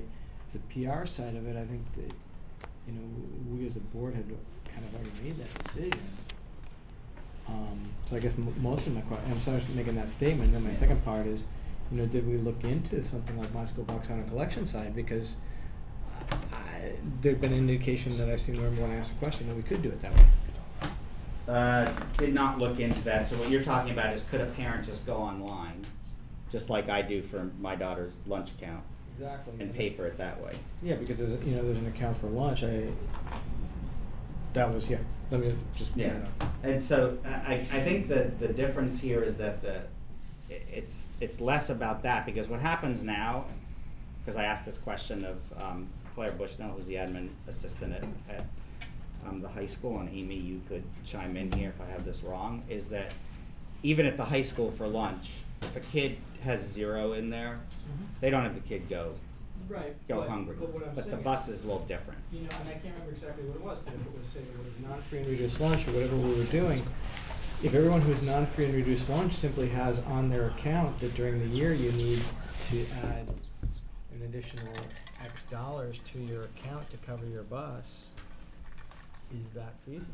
And it wouldn't be that we would then have to have passes or anything like that. It would simply be controlled through that account as a way of doing it. Well, I think you'd still need a pass to get on the bus. But the kids now still do, right? Well, right now we don't. Last year we started a pilot program where we said rather than have to show your ID, that you just get on the bus. Then why couldn't that be left the same in the way we do it? Instead of issuing a pass is, through some account, it simply shows that during the year you need, you're supposed to fund your bus account this amount of money. So I think, what if a kid doesn't ride the bus? So what if a kid's driving to school, or their parents are driving them to school, so they shouldn't have to pay? Right. I think that one thing we're talking about was whether or not the school manages it or CCTA manages that part of it. I can understand that. I mean, this is one of those things that people don't necessarily want to go to, but, you know, when I talk to people about issues in this district outside, you know, people are shocked that we don't have certain user fees in our district. And this is, you know, a user fee, and if we need to give someone a passport, I suppose we could, you know, control it, but on the other hand, you know, I, you know for a fact that my daughter probably wouldn't be using the bus that much at all, and yet if I was told I was responsible for that, because she would be using it at times, I think I would have to pay it. And I've done a little bit of research. So New York City, you live more than a mile, it's free, regardless of your ability to pay. Chicago, everyone pays, including low-income kids. They pay a reduced rate, but they pay. Seattle, kids pay public transportation. And they don't all, particularly what's happening is the trend in urban districts is to go away from school buses starting in middle school because of the cost savings. And I don't think it has anything to do with what's in the best interest of kids in the sense of getting them to and from school efficiently, but it's a zero-sum game. They don't have to spend money on school buses, they can spend it on something else. So it varies what communities do around this. Commissioner Stoll? So first of all, for those of you that don't know, providing bus transportation is not a mandated service. So one of the reasons that we got to this place last year when we were looking for ways to cut the budget is we started by saying what's not mandated, what can we possibly not do? So it is not the district's mandated responsibility to provide transportation to school. And I'm not saying that's good or bad, I'm just saying that's the reality. So it's not mandated, whereas many other things are mandated that we have to spend money on. So that's one thing. The second thing I wanted to suggest is I think that this discussion has gotten very detailed and at a place where it feels like if we need this kind of discussion, we should probably have some sort of ad hoc committee set up to do it outside and bring it back. My next question, though, is should a board member be on that committee? My sense is no. I would like to see, rather than have this discussion here, have some specific proposals put forth with the pros and cons of each, whatever those are, and to see those come from the administration to us and we can look at them. And if in fact the administration has looked at everything and determined that this is not a feasible thing, that is as good as it sounded last spring, we just can't do it for issues of equity or issues of the fact that it's a very difficult maneuver to happen, or the fact that CCTA has limitations on it, or whatever, then I would ask that the administration say we can't do this, and so we will not be doing it, and instead we'll be cutting $120,000 from here. And I would not look at that as something that's our role right now to do. We set the budget, and the Finance Committee has been working hard on a process so that if budget changes happen, not overall budget changes, but within the different budget lines, then the administration will come to finance and explain that to us, and we will bring it forward. So I think that this is an area where the administration needs to step up, and if they really feel this can't be done, bring us an alternative of where we can find the money, and let's let this go. So, thoughts?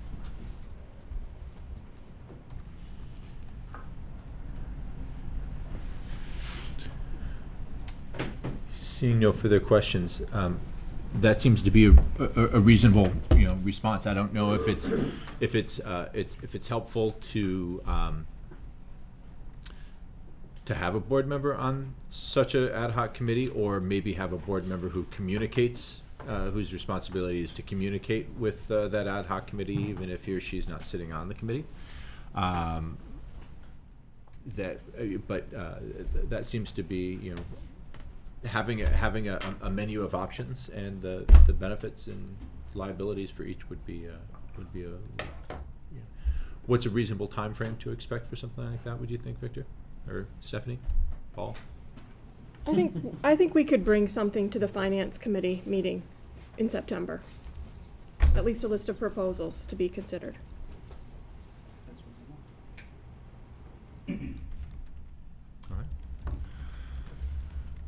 Thank you very much, and thanks for the, I know it's frustrating, and thanks for the work in doing that. No, it's not frustrating. It's a lot of late nights. putting together votes, Victor? Yeah. Yeah. Could I just say that, just for the record, when the meeting that happened between Victor and the parents and the Hunt principal happened last night, the parents were very upset when they got there, but they were actually pretty calm in saying that this was a good meeting, we're resolving this thing, and this is a good temporary solution.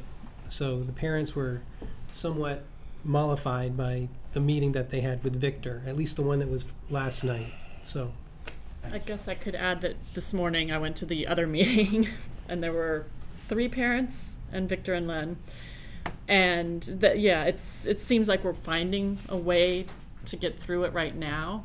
Although I would say if nothing really changes for a while, it's going to become a bigger problem if the status quo is maintained.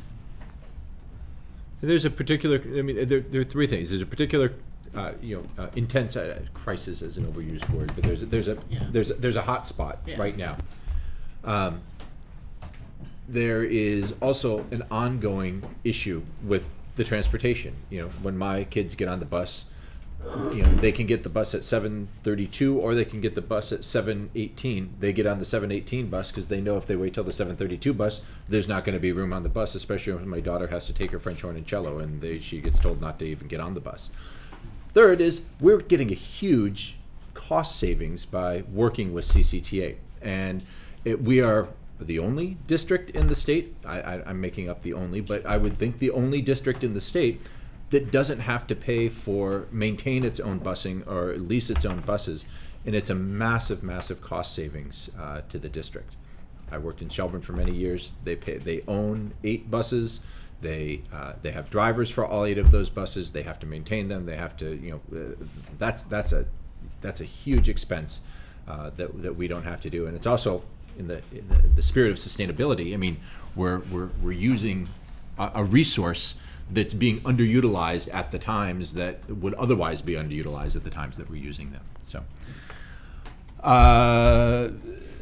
Superintendent Phillips, Finance Director search update.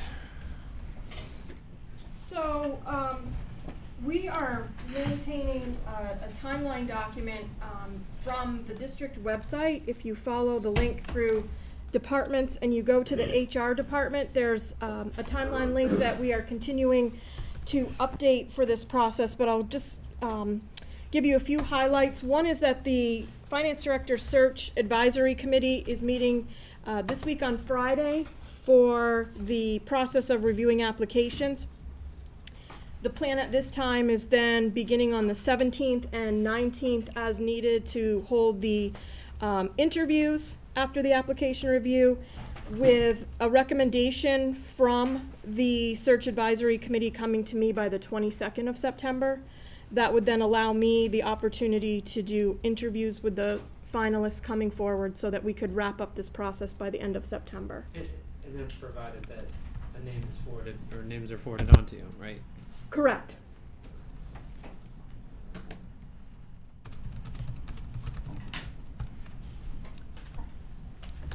Commissioner Dotson. Just in terms of the work that we're doing as a district to sort of comprehensively get the financial house in order, what are the other pieces in terms of consultancies or contracts? Because, if someone were to ask, so we're trying to hire a finance director, but in addition, do we have others helping us look at our bookkeeping, our budgeting processes, and what's the current? Could I think that's a really important question. Could I take a few questions on the actual, see if there are others that have on the specific search? Sure. And please remind me to come back to that. No worries. Commissioner Stoll. How many applicants have we had? What kind of response have we had? I do not actually know the 7. exact number. 7. Right, it's got 7. And what is the process for vetting them, for checking their backgrounds and credentials, and when does that happen in the process, and who's responsible? I know that as Nikki Fuller is overseeing that process, she would do the initial review and then bring applicants to the committee. And do we have a salary range for that position? What is it? I can't remember, but I think it's something like between 105 and 110, or 102 and 110, something like that. Okay, and was that approximately what the last finance director was making? so I appreciate knowing that there's something on the website, so I will be looking at that, and that would be great. I have one last question. Will they be bringing to you one recommendation, or is the process to bring you more than one, and then what do you do to make that decision? In the past, 2 candidates have come to the superintendent for positions like this to have a final interview.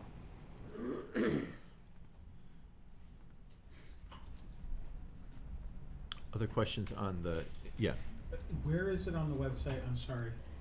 From the I'm actually on the BSD website. from the district homepage, if you go to departments on the, and then you go over to Under human department? resources. Okay, that's fine. I just saw superintendent search, but I couldn't find the finance director. That's fine. Thank you. That's all I needed. It's on the right-hand side underneath on the human resources homepage. If you, the human resources page, there's a finance director search link.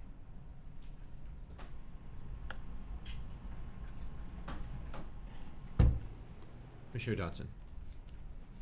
Shall I restate? Well, I don't know. Do you need to restate it, Stephanie? I do need a restate. Thank you. Sure. So I know that finishing out last year and moving into the summer, there were a number of things that we wanted to ensure around our budgeting process and just finances in general. And my understanding is that we contracted with folks or brought in people to help. And I'm just wondering where that stands now. So in addition to hiring a finance director, what other activities are going on, and when will those end? Is there a contract? Just for folks who are like, where are we spending all this money over here and over there? I can address 2 of them. I don't know about the third. Okay, we'll do the 2 you know, and I'll. We have an accountant who is concentrating on reconciling bank accounts and the Blue Cross Blue Shield, those kinds of things, to take some of the load off of Miranda. And that's a contracted hourly, and that is going to end imminently because he's likely to be hired by a full-time, very solid young kid doing a great job. So sorry, Paul, that's a function we would do in-house, but since we're sort of in disarray, we were hiring that to fill in the gap. The other consultant that I can speak to is George Cormier, who is a retired business manager from, I think it was the Stowe schools of Lemoyne South. And he is doing very limited work, but he's helping Miranda with some of the state reporting. When I say minimal, it's on the order of a day here and there. So that's the stat reports for the state, those kinds of things. So she'll contact him with questions, and he may come down for half a day or a day because he has to travel. But that's been a very small amount of time to help her get those things done. I don't know the status of our third. So then the third consultant that came through the finance committee was the hiring of Ed Gomo. And Ed has been here with us through the summer, and I believe his contract runs through October. And so Ed has been helping with us look at the department to do some position analysis work, and to also help us look at some of the existing procedures. So he continues to do that work for us, and I believe his current contract with us goes through October. Can I pick up a little bit on, so this is a little bit off of the finance search, and but I'm going to take the time to talk about it as well. That we had a conversation just late this afternoon with Ed about a couple of things that he views as priorities, and I'm not going to go into great detail on this right now.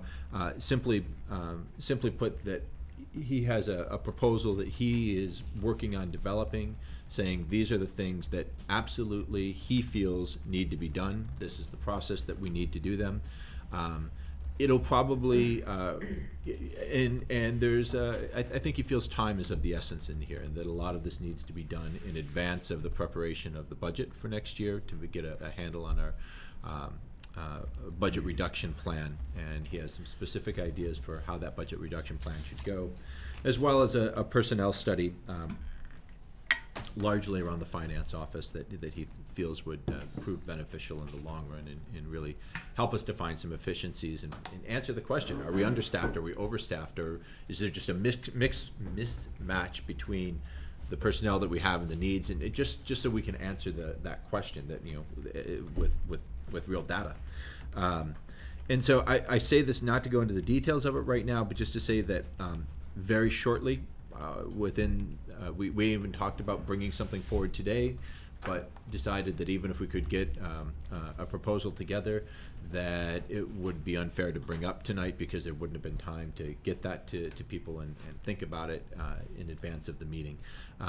But shortly there will be something coming up that will have a good deal of kind of action. I see your hand. Just thanks.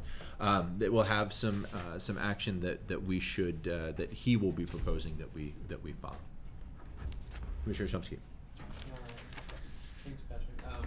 Just in terms of what Ed had planned out, I mean, a lot of things you're talking about sounds like Ed's end game, but it sounds like it's coming earlier. So are you saying that this is more Ed's saying instead of waiting until October, there's some things that need to happen sooner rather than So I think later? I think there are two things that are happening in conjunction with each other. That one is I think there's still kind of an end game report that he'll be bringing forth based on his own work. But a second one he sees is a window of opportunity around the deficit and giving us the options that exist around that window of opportunity, and that he feels needs to be coming more quickly than at the end of his report. Sure. Does that answer your question? Yes, thank you. The on the agenda thing, I love the way that the opening highlights of the school year. That was with comments from the principals and even a BHS parent. That was helpful and a nice way. The enrollment report certainly echoes a lot of the things I think that Victor was talking about as well. So, and then finance budget update. I got that, I think. There were 4 things, just a quick report on the audit is currently in progress. It's going from the 8th to the 12th. They've cloistered themselves in the other room, which is why we didn't have access to a lot of the chairs tonight. Everything's locked up there. All of their papers are out, and I'm not exactly sure how long until the report will get done. I expect it'll probably be 6 weeks until they get the final report and the findings. Fiscal year 14, the books are closed, but it's unaudited, so there may or may not be additional things that come out of the finance or the audit results. Moving of this from one place to another, moving of something from fiscal year 15 to 14, those sorts of things. So those firm numbers are not available at this time, although we are working with the principals on some of the rough numbers and where they ended up, knowing that there's still some unaudited pieces.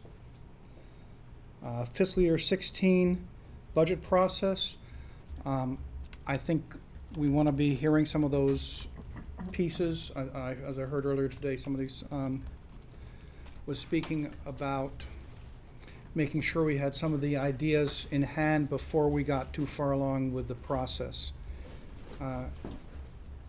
We intend to bring a calendar. I don't have the exact listings, but to the Finance Committee, it's on the order of starting the process in October. Generally, the board spends time in November looking at more details with some public hearings in December, and there's an early January timeline that we have to report to the city to get things done. So if we work backwards from that January, so a more detailed timeline for discussion in finance, that's in 2 weeks, isn't it? I think so. And fiscal year 15, we don't have any projections at this time. I think we really need to have a finance director who can take a look at some of those things. I could do some of the same things that David did with the same relative accuracy or not, but at this point we really need some more support from a person who can really spend a lot of time looking at those things. Again, we are talking to the principals about making sure they are way staying underneath where their initial projections are. But I don't really have anything more in detail on that. What sort of timeline could we expect in order to get an unaudited, to be able to see unaudited numbers, to be able to kind of get some initial projections for opening books for 15? What would you imagine would be reasonable? I'm concerned about providing unaudited numbers for 14 because of the potential for could be significant changes one way or another. My initial feeling is they're a lot better than what we thought 5 months ago. But other than that, I'm very nervous about not having, at least when the stat report gets done, which is the end of this week, and the auditors have had more details. Commissioner Curry? So I understand your concern about having just preliminary numbers and releasing those, but I just want to say that it is not only best practice but common practice in government to provide your board with preliminary unaudited figures that are stamped such. In fact, our finance director and myself just did that this morning with our board. And so when all the numbers are not finalized, we know there's other stuff out there because we ended the year with what appeared to be a deficit, but we know in fact that that's not true. So that it was very clear, and there's a watermark that says preliminary and unaudited. And so I would like to ask you to please provide those at the Finance Committee at our meeting in 2 weeks, because I just don't feel like I can meet my fiduciary responsibilities as a board member without that information. Yeah, I'd just like to remind Superintendent Phillips that you agreed to provide those to us at the last finance meeting. We did have a long discussion about it. We talked about the pros and cons and the risks and the way it could be presented. And so there is an agreement for us to see those at the Finance Committee meeting, unaudited numbers for fiscal 14. And that the agreement was also that we would get those a week before the meeting, so we would have time as a Finance Committee to look at them. So I'm expecting that we will be able to see those. And of course, as Liz said, I hope they're very boldly marked as unaudited, so that that's clear.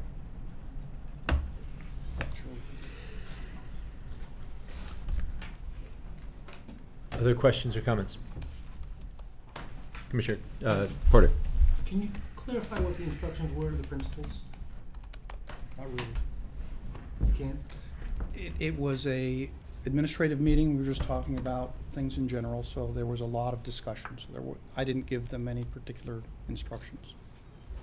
But you just said that they're under instruction to stay below.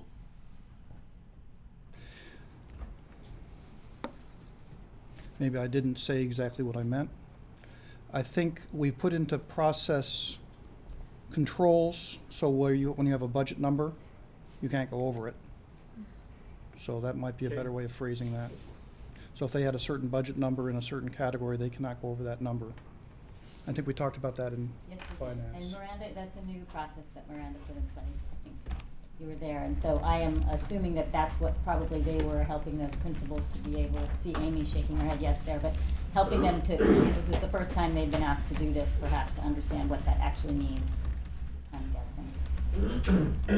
Okay, I'm sorry. Please. Please. So the books have closed on 2014 with the report, but it's unaudited at this time, right? 2016 planning starts in October, goes through January. 2015, current year.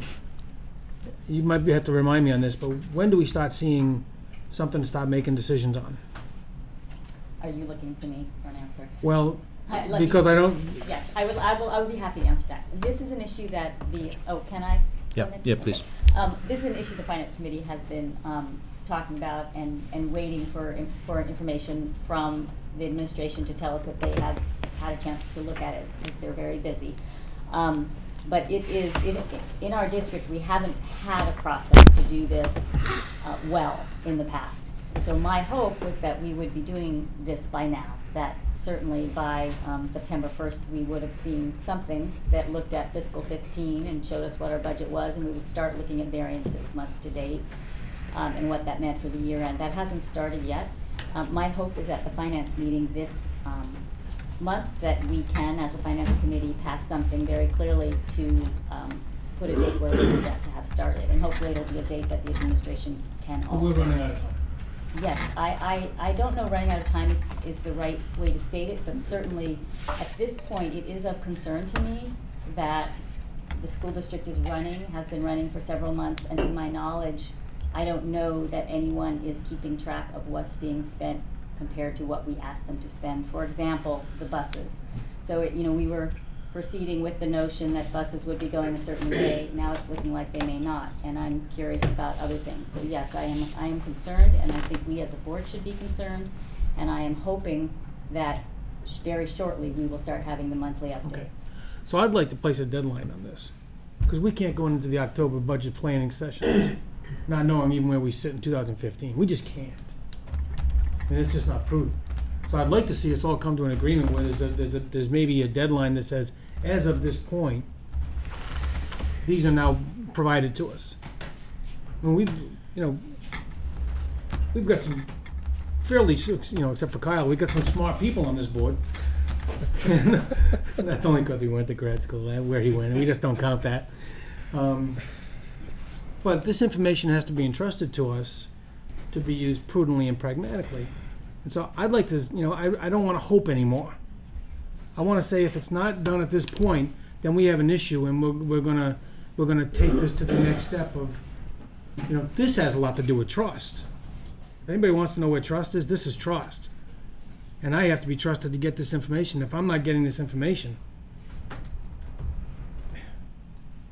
where do we go? So, I don't know. Do I have? I'm one of the rookies on here, and I'd like to see somebody say this is a position we can go in. Stephanie, I always respect you, so if you can come up with some ideas. Commissioner Curry was next, and then Sure, I'll fine. come to Sure. Commissioner Seguino. So I was just going to suggest that a similar thing, we are getting into some detailed budget discussions, and would suggest that the Finance Committee develop a budget timeline and come back to the board with that after our next meeting. And we can, you're on the Finance Committee, I'm on the Finance Committee, the people talking are on the Finance Committee. I think we can do that in committee. I'm just concerned we have an amended agenda, and we're getting into some fairly, detailed discussions about something the Finance Committee could continue. Commissioner Seguino. So, right now we are getting monthly actuals and variances on the Finance Committee. So it's not as if we don't have information. We do have information. But we have a structural constraint. We have gone through an enormous transition in the last several months. And we are now in the process of hiring a new superintendent and a finance director. So what we want, as much as I would also want it, we can't have given the personnel we have. I think we'll probably know after looking at the applications on Friday and setting up the interviews, we'll actually have a much better sense of when we will have a finance director in place. But we are doing this in an orderly fashion. And it would have been great to have a finance director the minute that David Larkham left, but it did not happen. So we can't have what we want right now. But we do have the steps in place. We are getting the monthly actuals and variances, and I think that within a week or so, that the search committee will be able to report, and the superintendent will be able to share with the finance committee what the timeline is. So I think we're doing okay. I recognize people's anxiety, and it's understandable, but there is no more juice in this lemon, basically. And we just can't get this, and we're working, I think, as assiduously as possible to get there. And I'm okay with that because we are getting this data in financial statements monthly. Yeah. Commissioner Dotson, then Commissioner Stoll.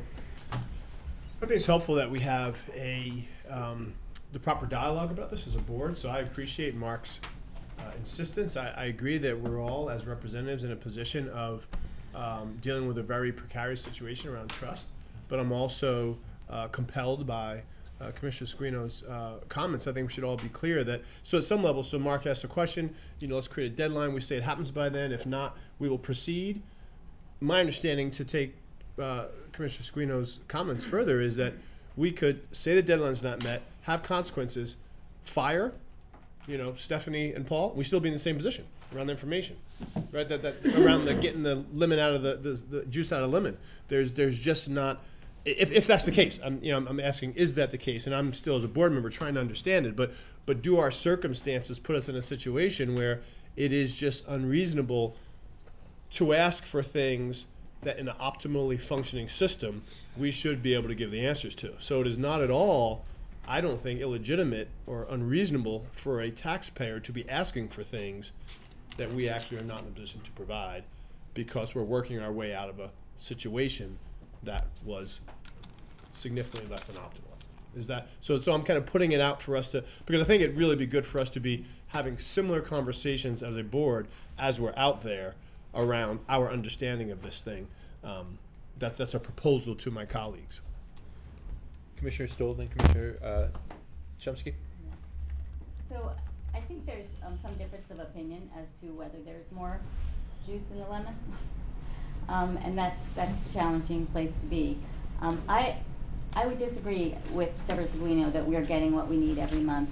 We did last month, through some work that Ed had done, Ed Goma, with the staff, get to see the Munis report, which is a report of expenses to date, but we have not been seeing it on a regular basis. We have not been seeing it with accompanying information that helps us to understand it. And we haven't been seeing it, in comparison to the budget we put together, because the Munis statement does not match the budget. So when you try and compare, you can't compare to see if we're on target with our budget. You can only see from the Munis. And that's a fundamental difference there. So I am less, I wish I were as comfortable as Commissioner Seguino. I am not.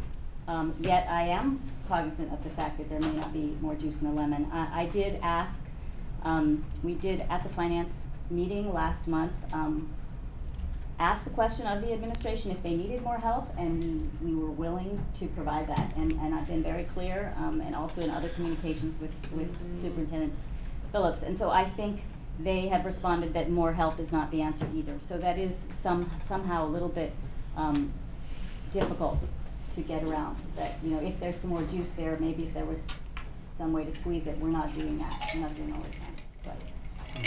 But, Commissioner Chomsky. The other thing I'd like to add is that I hear what Kyle and Stephanie, you guys are saying, but I think there's a difference with if they have limited bandwidth and you can't get more lemon out of it, that's fine, but there's commitments you can make, is that if my car's broken down and I have to walk to pick you up, it's going to take me 6 hours. I'm not going to be there in 15 minutes, but I can tell you it's 6 hours, and that's the commitment.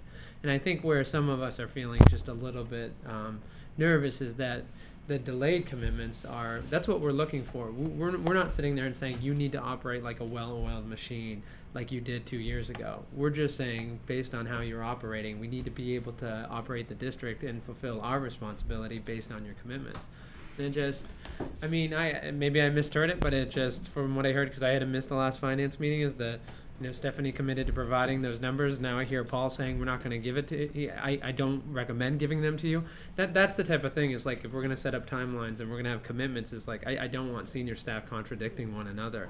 Is that's what we have to have, is we understand that there are issues, but let's stick to what, I've never heard anyone say it's unacceptable, you're not operating like a well-oiled machine. And just give us the pared down commitment, and let's work with that. But we've got to work with that. Commissioner Serena. I just want to say that part of my perspective on this is, after spending time talking to people in the finance office and their time stress and constraint based on these reports that needed to be done this summer by David Larcombe, and we lost the expertise to do them. And so we now have Miranda McDonald doing them, which therefore takes away her time to do these other things that we need. That said, I want to say to the administration that I share with that I hope that what you're hearing is a degree of anxiety on the part of the Finance Committee and perhaps the rest of the board. I don't know when these reports will be finished. I've forgotten. I know we got updated on that, but I think that, that it is important to be responsive to those concerns. I was assuaged, my concern was by Ed Gomo in terms of his discussion about the reports that we got last time between the monthly report of the actuals versus the variances. That was comfortable for me, but I do want to share, I do want to agree with my fellow commissioners on this issue that that every effort has to be put into meeting the anxiety, and our anxiety is really about commitments that we've made to the public around the budget, and any ability to provide more resources or move this along more quickly is really, I think, fundamentally important to us all. Commissioner Dotson. That was helpful. I just want to clarify that my comments were meant to inspire this conversation. So I wasn't stating it so much as saying I have that question. Many of you Finance Committee members are closer to it, but I just was trying to move us towards clarifying our positions as colleagues as we move forward, because of the seriousness. Arguably the most serious piece of work that we have in front of us is to to build trust around this issue where trust is pretty broken down. So this was very helpful to have Miriam's response and Steph's response and Scott's response, which shows that there is work to do, and as much clarity. If I don't know if this is helpful or simplistic, but if senior administration could think about providing answers in such a way that a board member could have a reasonable conversation with a seriously aggrieved taxpayer, because that's the position we're faced with, and I don't know, or we can't get it together, is a recipe for disaster in terms of building trust. There's that much I think is a fact. Also, go ahead, please. We can close this if I can get a commitment to do something on the Finance Committee meeting, and we can get a commitment to have a deliverable for the next school board meeting. So if we can have a discussion of the variances on the 2015 budget for the next Finance Committee, not just a presentation, here's the paper. These are the variances, this is how we're going to reconcile them. And the ability to have, I'm trying to present that to the board, asking them to support this, and then the ability to present that back to the school board for the October meeting. May I add on something to that too? No way. Okay.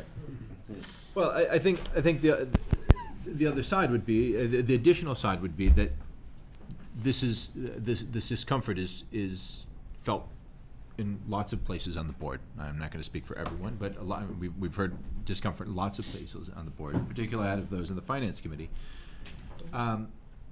And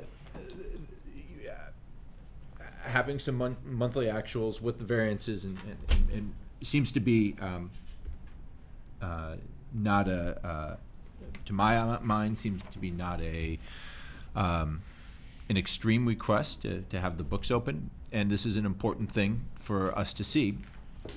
The commitment I think the board then needs to make is to provide whatever support you would need in order for that to take place. If there needs to be a short-term person coming in to be helping with that, or whatever it might be, what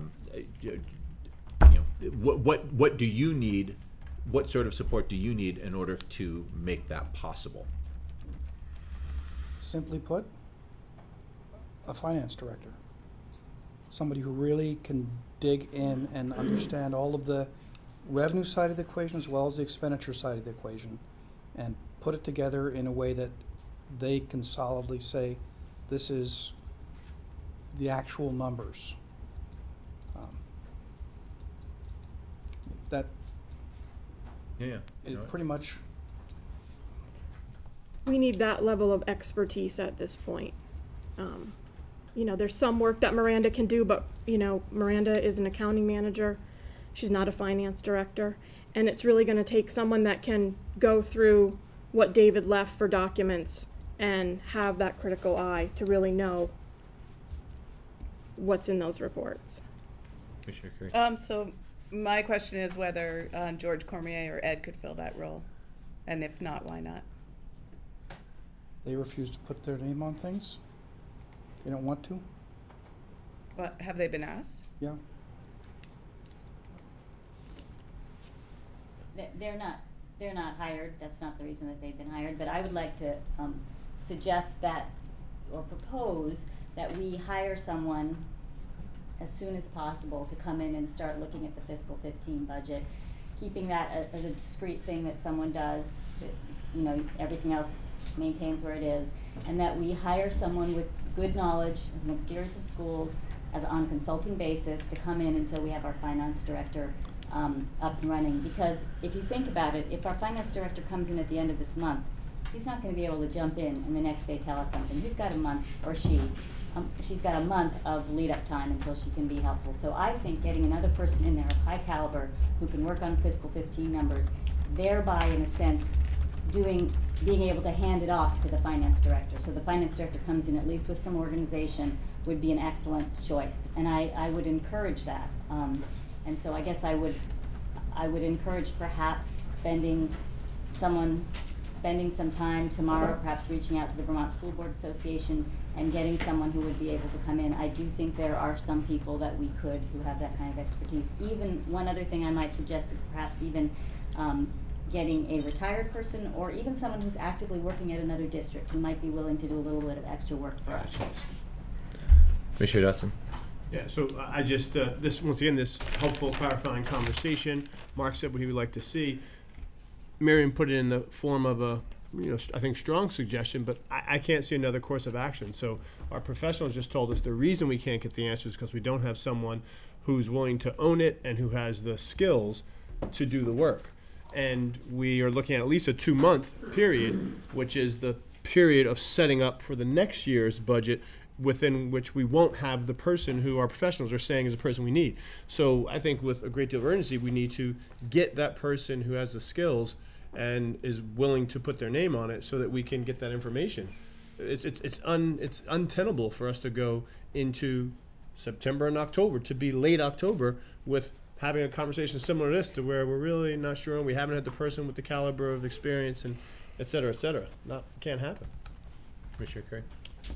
And so I would like to ask the consultants through you all whether they would be willing to sign an indemnification agreement so that their names don't have to be on it, or we wouldn't hold them responsible for the data as it's presented. The second suggestion I have is to ask the Agency of Education if they would be willing to do it for us. We could send them the budget documents and they could go through them, and they have people who I think are probably a lot more affordable and have more time, and I think they're a resource that we could tap into. So could we, if there's agreement, could we ask for answers to those questions at the September meeting? Yes.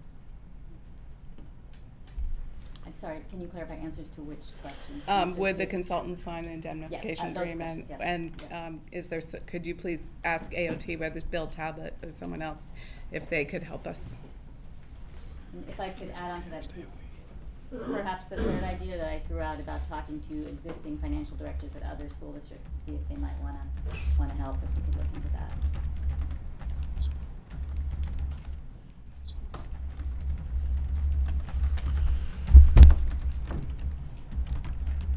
And we're looking for the answers to those for the this month's finance meeting. Yes, I'm thinking if we could just get answers to those questions, and then coming back to perhaps what Commissioner Porter talked about, perhaps we could, by our next full board meeting, have someone up and working on things. Would be great. All right. Moving forward to there's one other thing. This is what I was going to say before you started talking, Mark. That one of the things that was motivating Ed Gomo for the urgency around this is that at some point soon, whatever the final budget number is and whatever the deficit number is going to come out, and we want to be able to say what are the options that we have. We may not be able to say exactly what we're going to do, but we do want to be aware of the options that are afforded to us, and this is part of the urgency of this. So when those numbers are there, we want to say we can, and the simple options are we can just pay off the deficit, roll it into next fiscal year. You can, but there are other options too. That there's a way to amortize that deficit over time, and he just wants the board, thinks it's important for the board to understand the full range of options and to get some guidance on the best ways to go with this. Patrick, can you, I'm sorry, and I apologize for this, I just need a summary of what the deliverables are over the next 30 days, if you don't mind, because I was asking for things, and then Miriam, then Liz. So, could you summarize that for me? Maybe. What was due at the next finance committee meeting, and then what was due at the next full school board meeting? So, I'm gonna turn over the second part of your question there, your entire question to Miriam, because I think you just kind of summarized it as well. But before I do that, I do want to say that over the course of the next week, there'll be the proposal that comes through.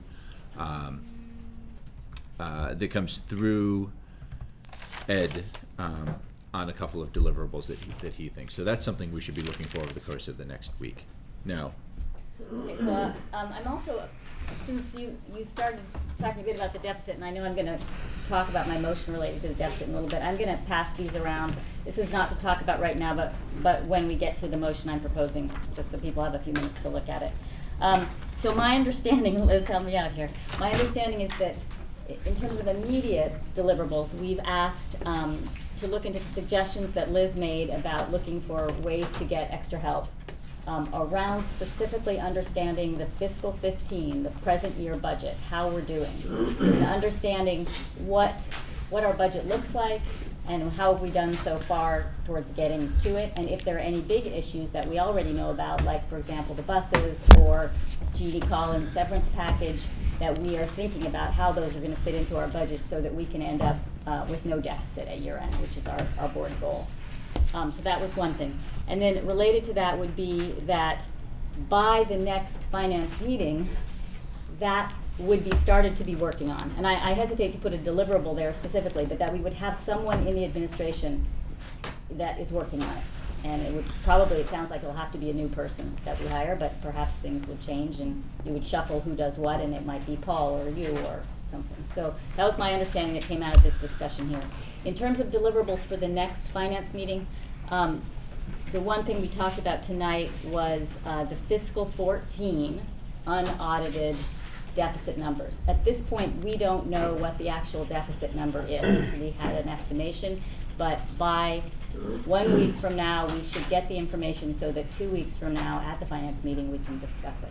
So that was my, what I talked about tonight. There are a few other things that the administration is planning to bring forward at our finance meeting, and they will be on the agenda, and you can look at them. I don't think there's anything as big as either of those things. I think, Stephanie, do you remember what?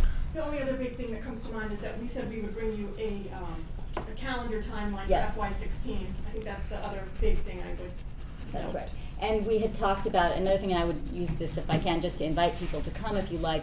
At the Finance Committee meeting, the Finance Committee is going to talk about what process we want to use, what kind of process do we want to develop to create the fiscal 16 budget.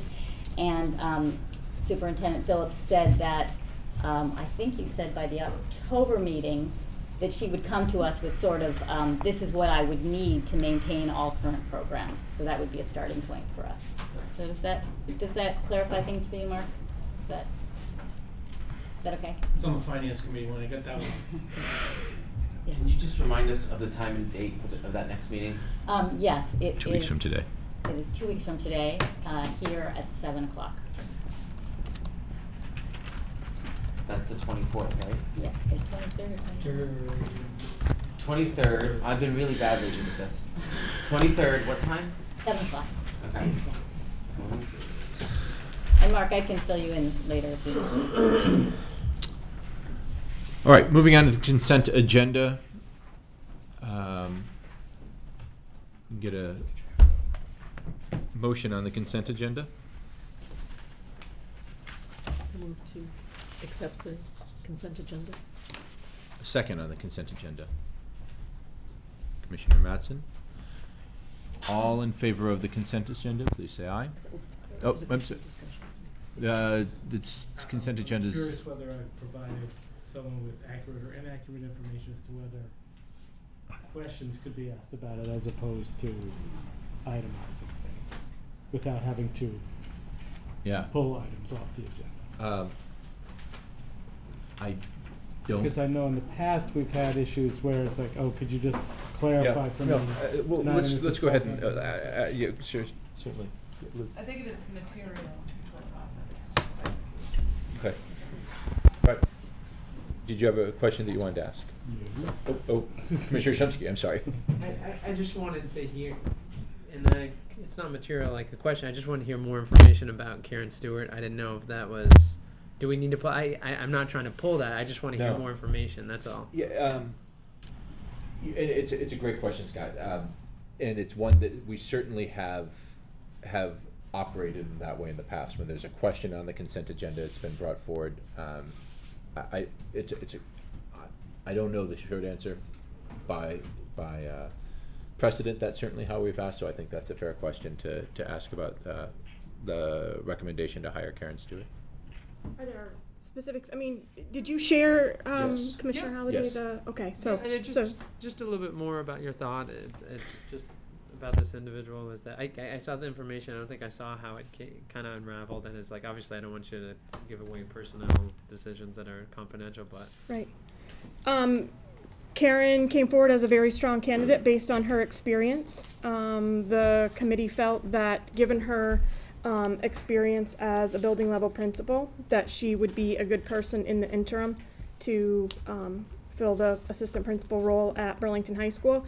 She certainly comes from a background of understanding student management needs, but also has done some work related to like high schools on the move and personalized learning. So she has also brings some nice experiences with things that are really related to BHS's transformation and work coming out of Partnership for Change. So even though she'll only be with us for a short time, we felt that she had a very broad skill set that could be a real asset to the BHS community.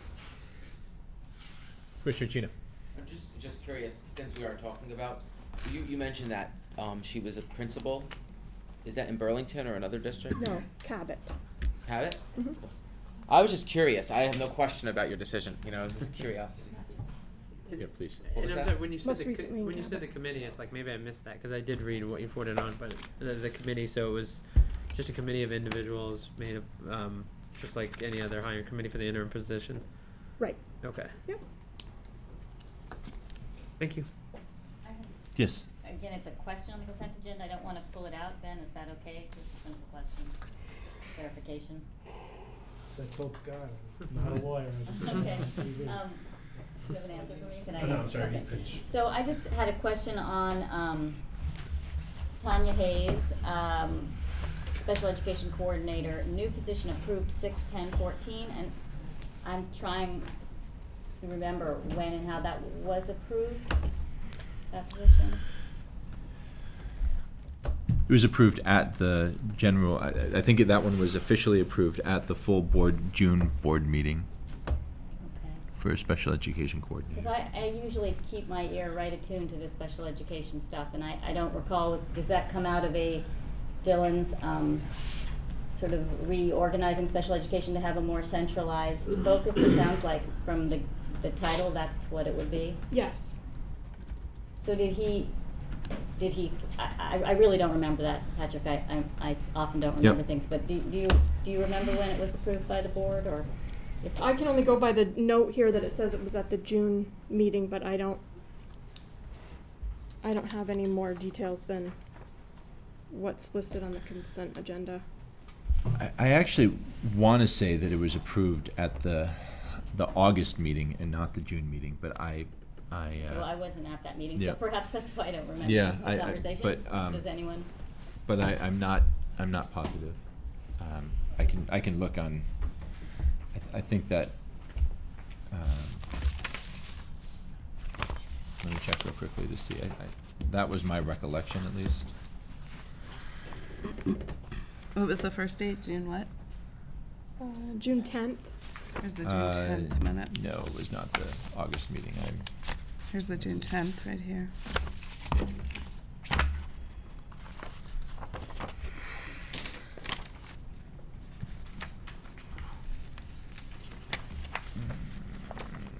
Special Education Coordinator, June 10th, position creation, 1.0 limited term contract.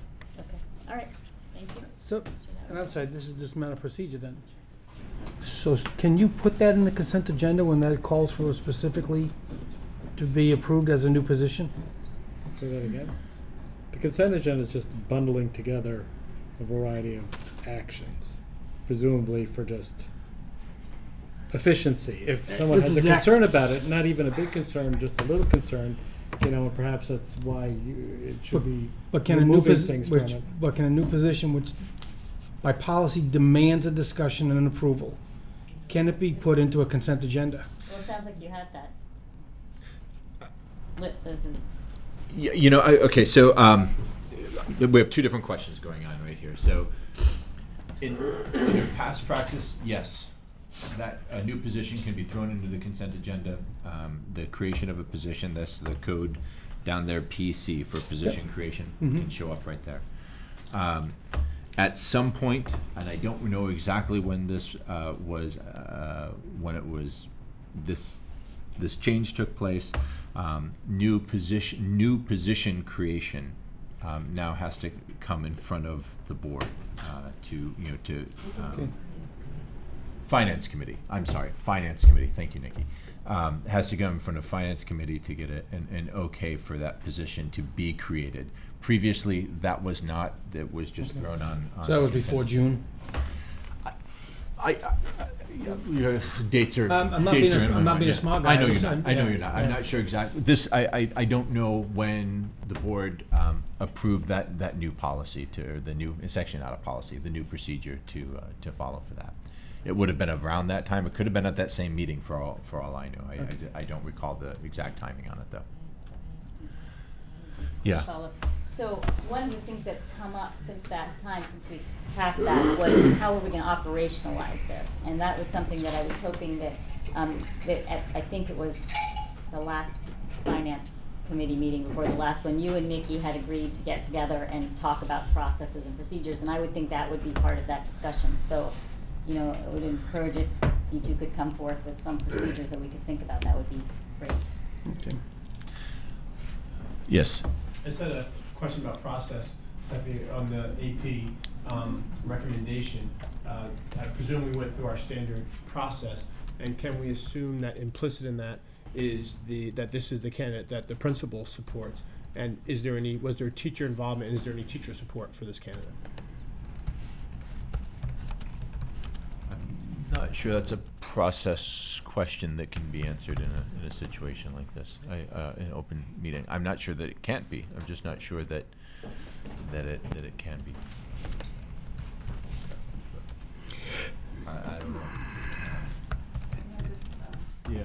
And sorry, just to clarify. When there's this level of discussion about a candidate, we remove it from the consent agenda and discuss it the way we have in the past. So it seems that there's a desire for quite a bit more discussion, and so maybe it makes sense to just remove it. And to clarify more, so my understanding is we have a process as a district. We had a previous candidate.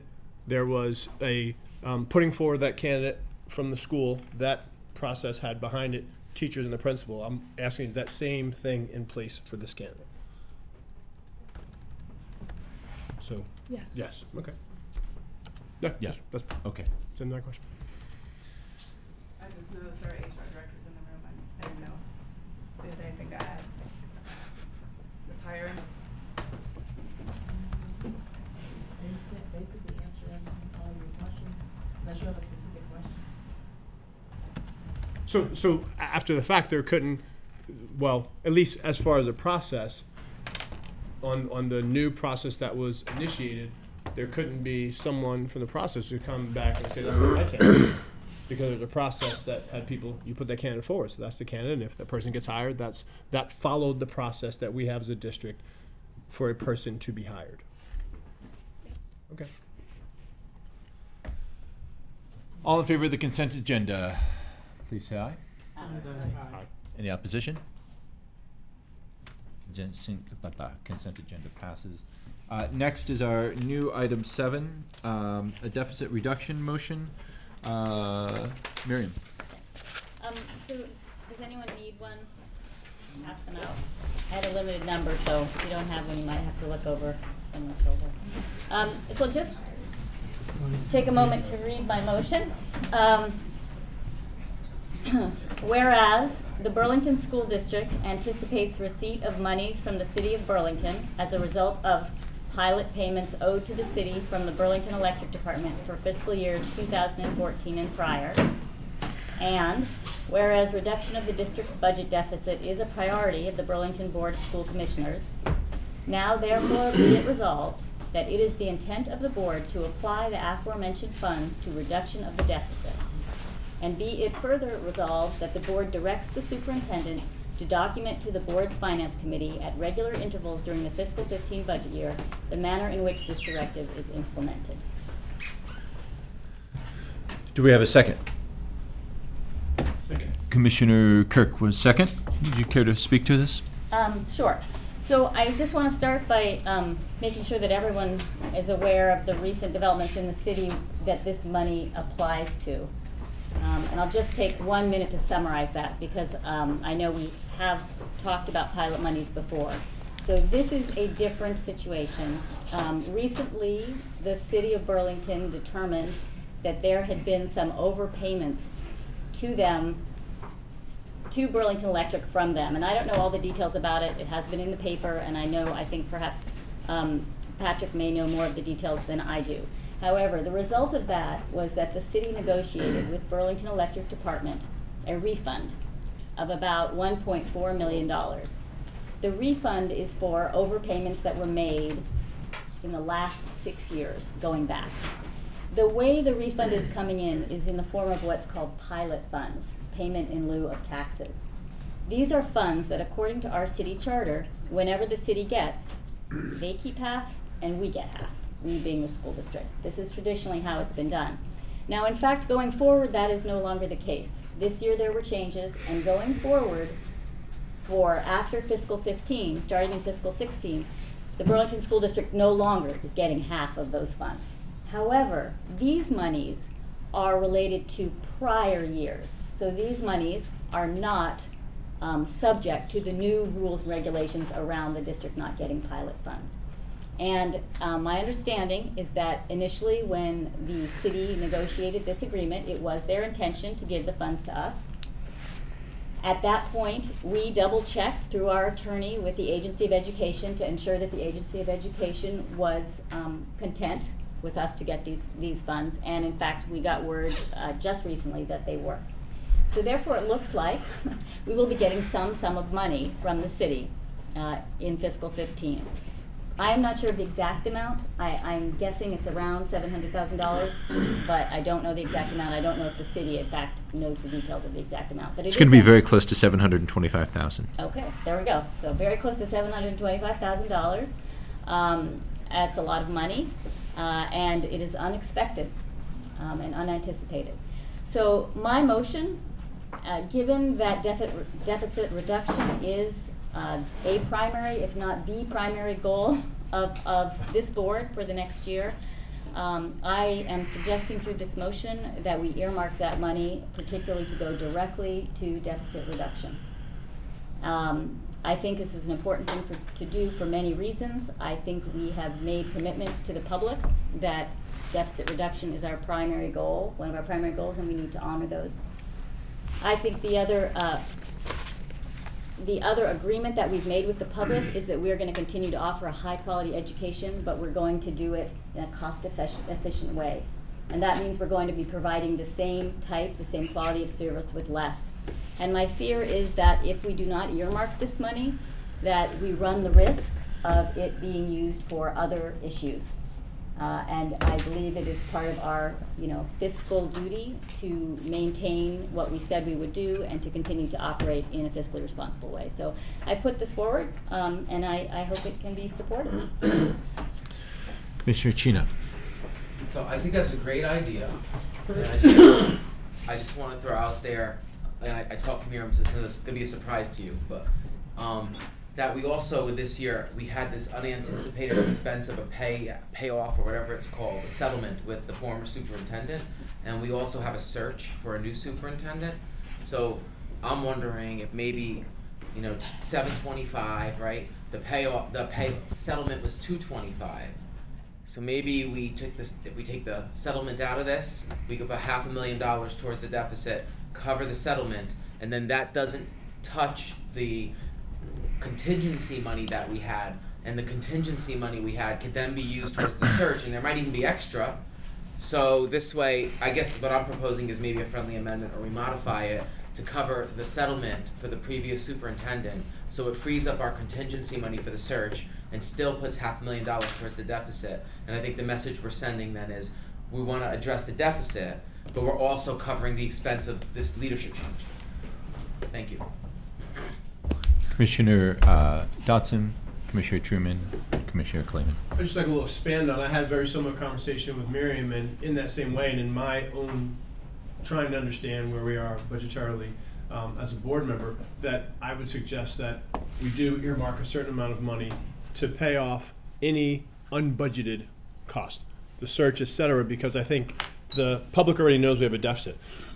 But it feels like it'll be a very difficult conversation to get down to the end of things and have these pieces of money that were a part of different work we need to do as a board to shore things up, but they were not budgeted for, they were not made. That feels like a more difficult conversation. At least they know the deficit. They know we have to take care of it. It's out there. So getting rid of, so we don't have these extraneous things that I just think will be kind of like adding more poison to a bad situation, to be able to have to spring that on taxpayers and say, well, actually, we didn't take care of this, we didn't take care of that. That's worse to me than the deficit, which is already there. We got it to take care of. So earmarking to get rid of all the other extraneous, unaccounted for costs, and then put it towards the deficit.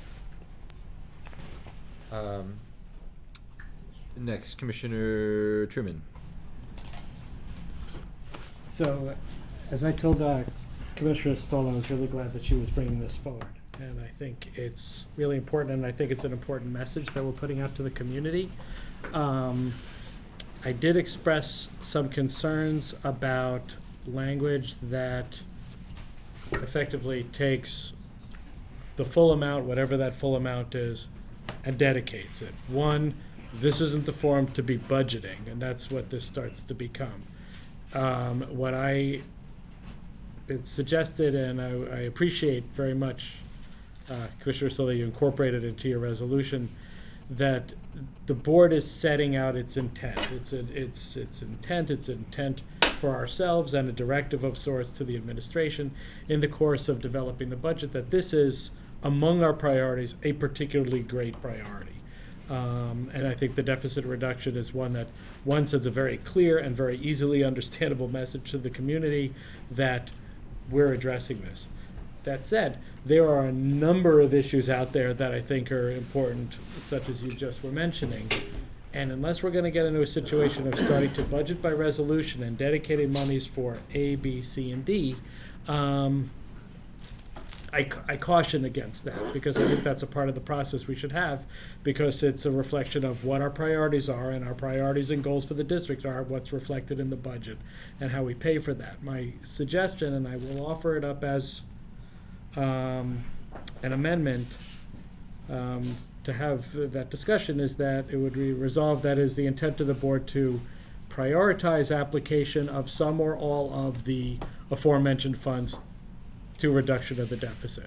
I think we need to send an important message to the community that deficit reduction is a very clear and very high priority, but it also means that it's not necessarily to the exclusion of other things that we as board members and our community members may also feel are really important, because we could probably have a very, very long public hearing of everybody coming in to say, so we got this windfall, what should we do with it? And it would be, I think, a very, like I said, a very lengthy evening, all of the positions of which I think, and we'll hear that anyway in the budget, are important and valid. So I offer that up as a resolution, because we oughtn't necessarily tie our hands, but we're stating that the intent of the board is to make this a priority, and I think that, again, that's an important message to the community. So are you offering out as an amendment that resolve that is the intent of the board to, the amendment starts, prioritize application of some or all of, and then you complete the sentence, the aforementioned funds.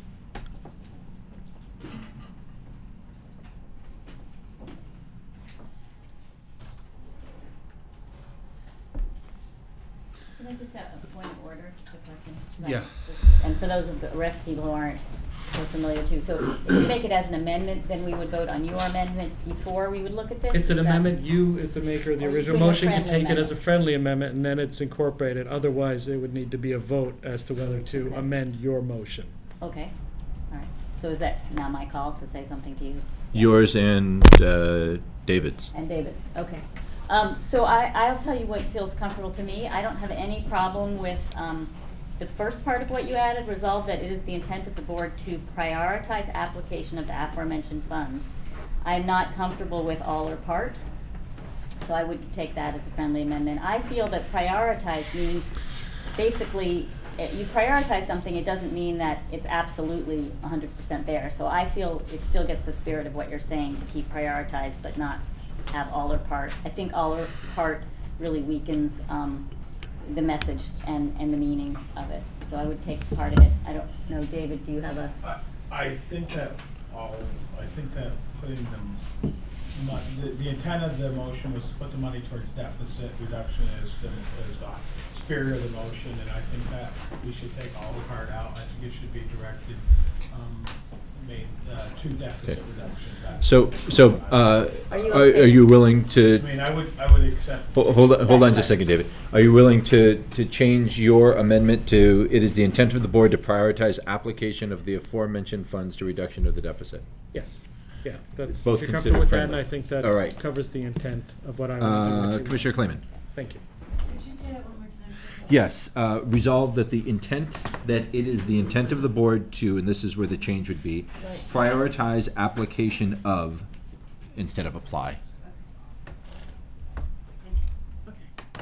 I think we absolutely need to apply some of these funds just as kind of a gesture of good faith that we are working on the deficit. But given what we've heard about, well, now we don't have the $120,000 from bus passes, and we don't have, and we have the other expenses, it seems like there's going to be something that we're going to want that extra money for that might be. It seems a little rash to say all of this money is going here. So I like the friendly amendment.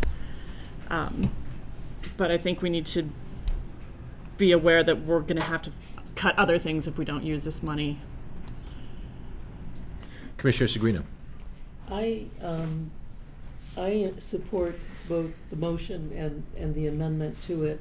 I want to just say a couple of things that hopefully will help us clarify our thinking about this. The goal has committed to no deficit this year. So I think that it makes sense for us to leave some flexibility. And that flexibility, however, in my view, should go back to the Finance Committee and be very specific. Because we did the budget and then we had some expenses we didn't budget for. The settlement, the superintendent search and so forth. But I am not in favor of it being so unrestrictive that we, for example, fund additionally for the buses. I think that we have asked for discipline. We have been asked by our community for discipline in the budget, and therefore I am uncomfortable with leaving any leeway to be tempted to apply this to all of the things that are going to arise this year. Many things are going to arise this year, so I like therefore the prioritization and leaving some flexibility, but I would say that I also was convinced by Ben's argument that the specifics of this ought to be in the Finance Committee, and that we ought to specify what aspect of this will go towards ensuring what we have committed to, which is no deficit this year, but only those items that we ourselves added at the end without having adjusted the budget to. Commissioner Porter. Stephanie, you took the wind out of everything I was going to say. Thanks a lot. No, I'm a stalwart on this. I don't think we should. I heard the conversation start to take place, and it was all of a sudden this was a windfall. It just went right into that immediately. Some things, and it was going to take care of the issues, and which was it's a windfall. All of a sudden things were going to get funded that hadn't been funded, and so I don't agree with that. I agree that this should be. This should go to the heart of the deficit reduction, but only after the budget process is allowed to take place, which is the monthly reconciliation and everybody, the pains that have to be felt and those that the sacrifices are made. and then this comes in at the end, and this will go where it belongs. So I agree with my colleagues on not breaking this up. Commissioner Shumsky. I just want to second some of Mark's comments, which is I personally I will grudgingly support this because I actually would like to give us no wiggle room, and I do think that there is a sense in the district of this is a school district. We serve 3,600 kids. There's always great reasons to spend $720,000. I tell people all the time is that if you gave me $1 billion, I guarantee you I could spend it for the school district. I know that sounds stupid, but it's like I could come up with great programs and I could spend $1 billion on our students. But that's not the point. Is we have to prioritize. And so for me is that listening to the conversation where we talk about gesture, and it's like, no, I'll tell you what, the community doesn't give a crap about gestures anymore. They actually want to see the deficit eliminated. That's what they want. And so that's why I personally want to see the money go to the deficit reduction. And I also think that, we never, before Jeannie Collins left, we never got the line item budget that I wanted for the superintendent's office, which has grown from $3 to $4 million under her tenure. My expectation for the cost of the superintendent search is for the central office to look for the operations budget and find those savings. I'm not saying that's easy, but that is what's expected, is the things that come along, the positions that we've lost. Those are salary savings. And there's a balance that you have to do. I'm not saying there aren't other unexpected costs like the bus issue, but that is how we operate. We'll call it $67 million what the taxpayers approve. We're not talking about we only have a couple peanuts over here to play with. Yes, we hear about salaries all the time that you can't touch, but there is millions of dollars that can be touched. So when we talk about coming up with money for the superintendent search, that is our expectation, that we will become a district that can juggle things, because we're 1,500 staff members, we're 3,600 students, we're across many buildings. We're never going to have a budget that's going to go without hiccups here or there. And we're not going to have $720,000 every year. So if we can't operate this year and handle these other things, we're not going to do it next year, the year after, the year after. So what we need to do is we need to show the community that we can juggle the different things this year. And we can take this unexpected money and put it towards and I'm, for the record, I am grateful for some good news for once. Is that this is the first headline the Burlington School District, I think, has had since I've been on the board that was actually good news for us. So I will support it, but I feel very strongly it should only go towards deficit reduction. Commissioner Giannoni. Personally, I don't support the friendly amendment. I'd like to keep the motion exactly the way it was, because I think that's the gesture that we need to make to the community. I want to see when it's reported in the media, I want to see that it very simply says to the public, it just simply says, we have a $725,000 source and we're going to apply it directly to the deficit. That's what the public can very easily understand. Because to me, this is just another piece of revenue. We're going to deal with the deficit sooner or later anyway. This is just another piece of revenue that gets thrown in the pot. But it's just the gesture, it's just telling the public that we came across $725,000, we immediately put it into the budget deficit and no questions asked. And so that's why I like the original document, because the 725 is just another piece of revenue that is just going to get blended in anyway. We're going to deal with the deficits one way or another anyway, but I just want a nice public statement saying bang, personally. So I would like to speak on this, and actually I'm pretty close to where you are on this, Scott, and in that I'm not going to vote on it, but I would support this amendment. My concern with saying put it all straight toward the deficit is that the most fiscally responsible thing to do?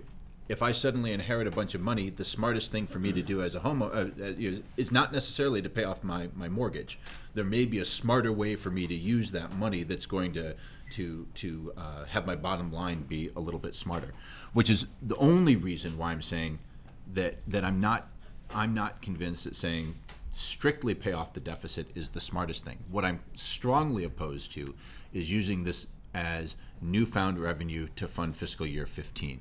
And I think those are two very different things. I don't want to see the busing come out of this. I don't want to see the superintendent salary or superintendent severance come out of it. I don't want to see the superintendent search come out of this. we're committed to the money that we already have here. But what might be smart to do is use part of that $725,000 and say, maybe we need to bring in someone to do a trend analysis in our budget, so that we really understand where that money has been going. Now that may, in the long term, be more beneficial to our bottom line than simply paying down the deficit. What I don't want it to do is to be, though, something that's going to be something, an additional funding for fiscal year 15. I want it to get our financials in order, and the best way to get our financials in order may not be to apply every single last penny of it to the deficit. I'm not a smart enough finance person to know if that's the best way to do it. So I would support the prioritize application with an understanding that we have that there may be some smarter ways to do it. Could we deal with the friendly amendment as soon as possible? Because The friendly amendment has already been dealt with. It's been accepted by the people who made the amendment. Okay, would it be possible for me to make a friendly amendment taking out the word priority? You can ask the maker of the friendly amendment if taking out prioritize application of would be considered friendly. I would not, and let me tell you why. This isn't the budgeting. The proof is in the pudding when we look at in the budget for the deficit reduction how much we've applied, and do we as a board agree with that dollar figure? We know, the money isn't earmarked in this magic pot of money that we're getting, that it only comes from that spot. It's in whatever all the funds are. So it's when we see how much we've paid for deficit reduction is that a dollar figure that meets the intent of what we are at the board, if this resolution passes, that we're saying that it's our intent that this is a priority. It's the only priority that we're stating in the resolution, so it's pretty clear. Okay, I understand. But it's intended, it's a priority. But I don't want us to pass something, my personal opinion, that by resolution effectively ties our hands to preclude anything other than an equivalent dollar figure. And to some extent, it's just kind of playing by words. Really, the intent is, and similar like what Scott was saying, is like, we have an obligation to do this. I think we're all in agreement that it's important to do it, or I can't speak for all of us. But this, I think, is the way of, it's our intent, it's a priority, this is how the money should be used. And I agree is why we took out the in full or in part, to take out that perception of wiggle room. Yeah, I understand. Thank you. So you're not making? No, I'll just withdraw it. Any further comment? All in favor of the motion, please say aye. Aye. Any opposition? Any abstention? I'll abstain. Yeah, I'll abstain too. Actually, I'll vote no. I don't ever vote no. I don't think you can abstain. Yeah, I don't think I can abstain either, Yeah, so I I'll don't just think say no. this I'm sorry, I have to doesn't leave, meet up folks. to. All right. So we had one no vote. All right. The next on our is the investigation motion. Commissioner Shumsky. I'd like to move to introduce a motion, the motion before you, to apologize on behalf of the district to the 3 individuals named in the motion.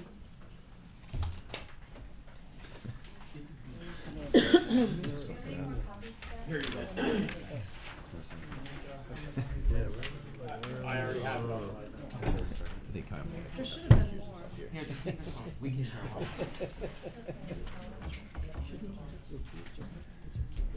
It's okay. You should just take it. Do we have a? Did you want to read it or give people a second to read it? Well, I didn't know for a second. Did you? I didn't hear a second. So. Right. Well, I was. Oh, you You did? haven't. Sorry. Okay. Oh, before? Sorry, Patrick. I was just letting people. Okay. So Did we get a second? I Commissioner. Okay. wonder if it makes more sense for me to second it.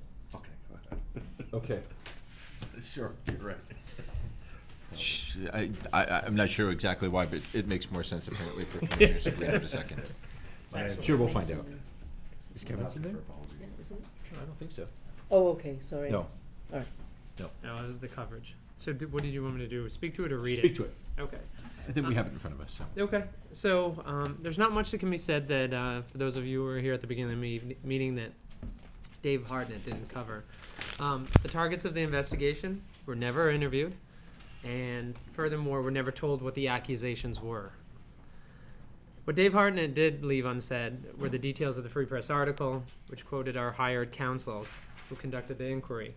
The article referred to a 12-page report, and I'm not going to go into the actual report, which we now have seen, so the new board members have seen, but just focusing on the Free Press article, is it referred to a 12-page report that council prepared for the district, in which council stated that she, quote, believes, she didn't assert through supported evidence, but, quote, believes that some, quote, sexist comments, quote, might, not with certainty, but might have been made. So we hired an attorney to look at whether folks factually broke our discrimination policy. We end up getting a report which then gets open to the press through Vermont law. And this individual, and so the way it comes out against these three individuals is that we talked about a counsel who was hired to look at the facts, and it's about believe, and it's about might. And it wasn't with facts or certainty. It's very clear. You either broke the discrimination policy or you didn't. But to sit there and to leave this hanging innuendo against these individuals, it leaves the public who saw this press coverage believing that these three community activists somehow did something wrong but got off through a technicality. I can't speak for Kyle, but I know the other two individuals, and they have reached that feedback. I mean, we heard it from Dave today.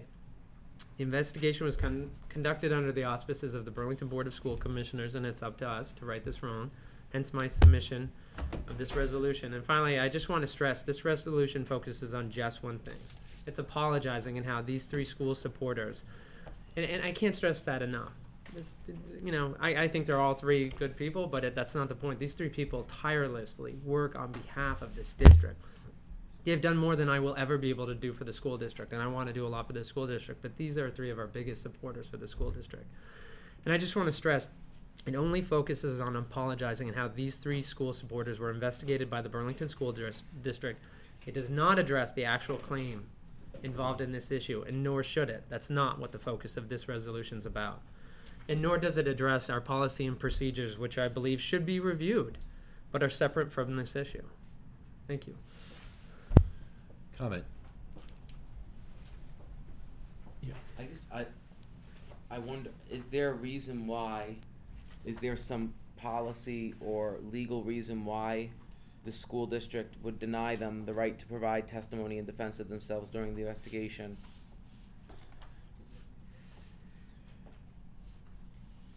Do you want to speak to that, or do, all I can or do you say want is me? this. I mean, I'm gonna, Yeah. if I could just, Yeah. I'll just say a few things first. I will lead by saying I actually don't support the amendment. I think it gets us into the realm of a role that the school board actually doesn't have a role in.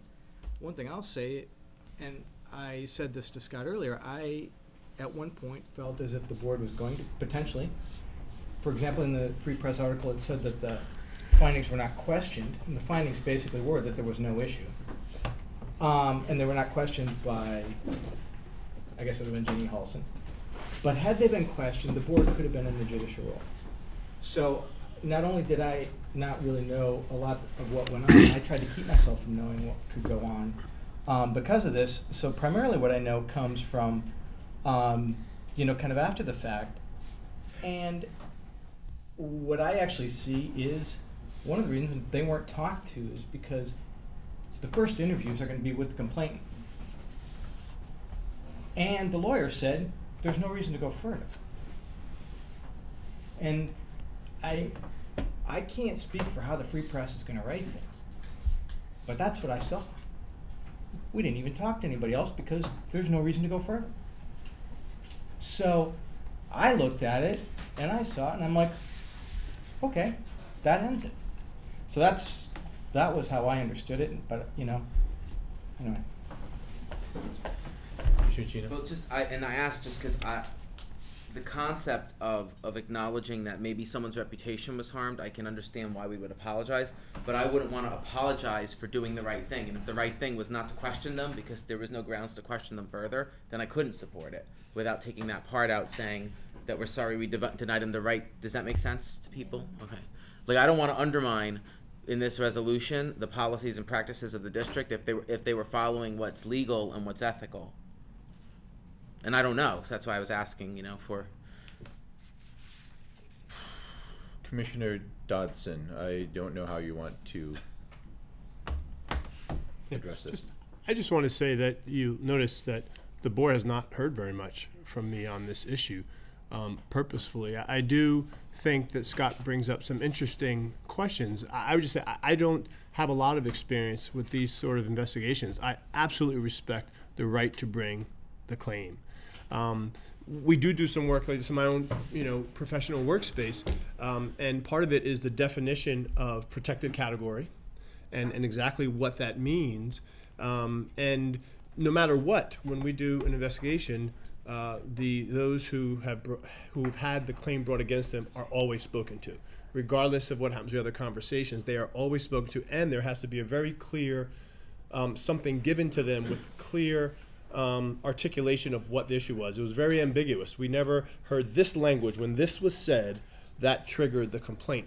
So it is curious that those things didn't happen, and it is unfortunate that it's left hanging. Scott pointed out the right things. I think this idea of could have been said, that point blank from my understanding of it, all it came down to was 3 people who none of us backed down from voicing critique of what we think is happening in terms of provision of opportunities for children in the district as it relates to athletics. Well, none of us backed down from that. And then circumstantially, it happened to be 3 males who made that and 3 women in the positions of power to affect that. And I did not see other things, but if there were other things, it would have been helpful to see them. And if they weren't, then perhaps different language could have been used. But I haven't pursued this because I want to get back to the children. It's unfortunate, but it's where it is. And as Alan said, it got put to rest. And so I've personally been looking forward to moving forward to lots of difficult work that we have. Commissioner Clayman, then Commissioner Shumsky. I guess I'm just wondering what would be appropriate here, because I was really moved by,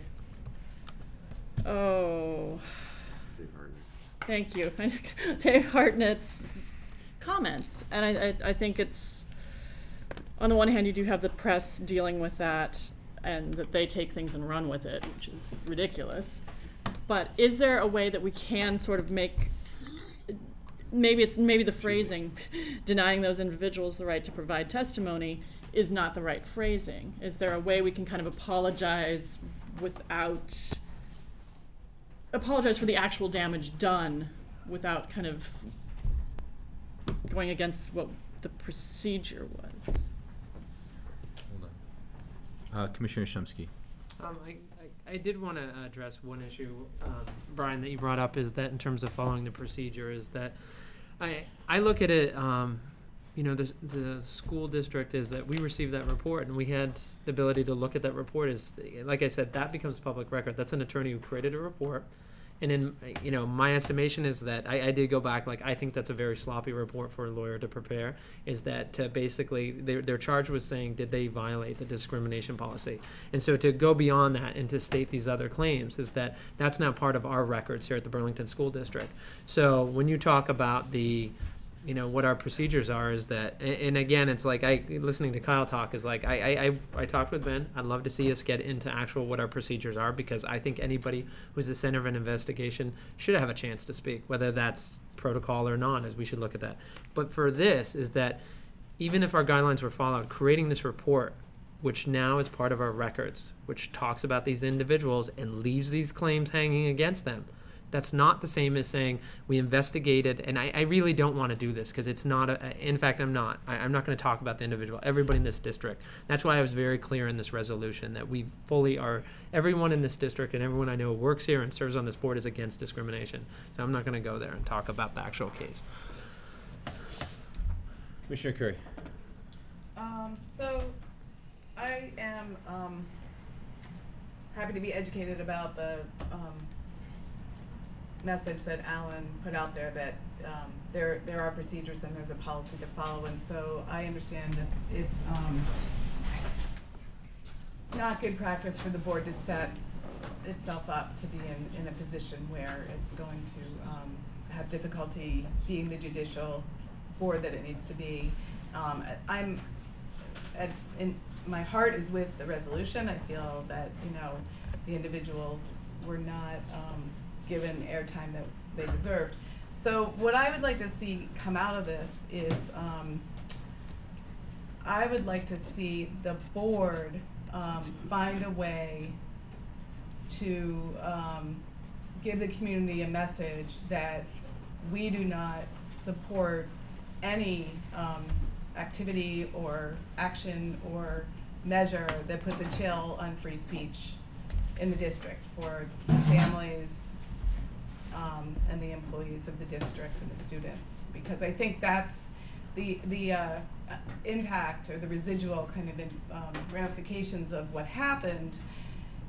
Send a message out there that parents should not speak up at a public meeting and be critical of the district.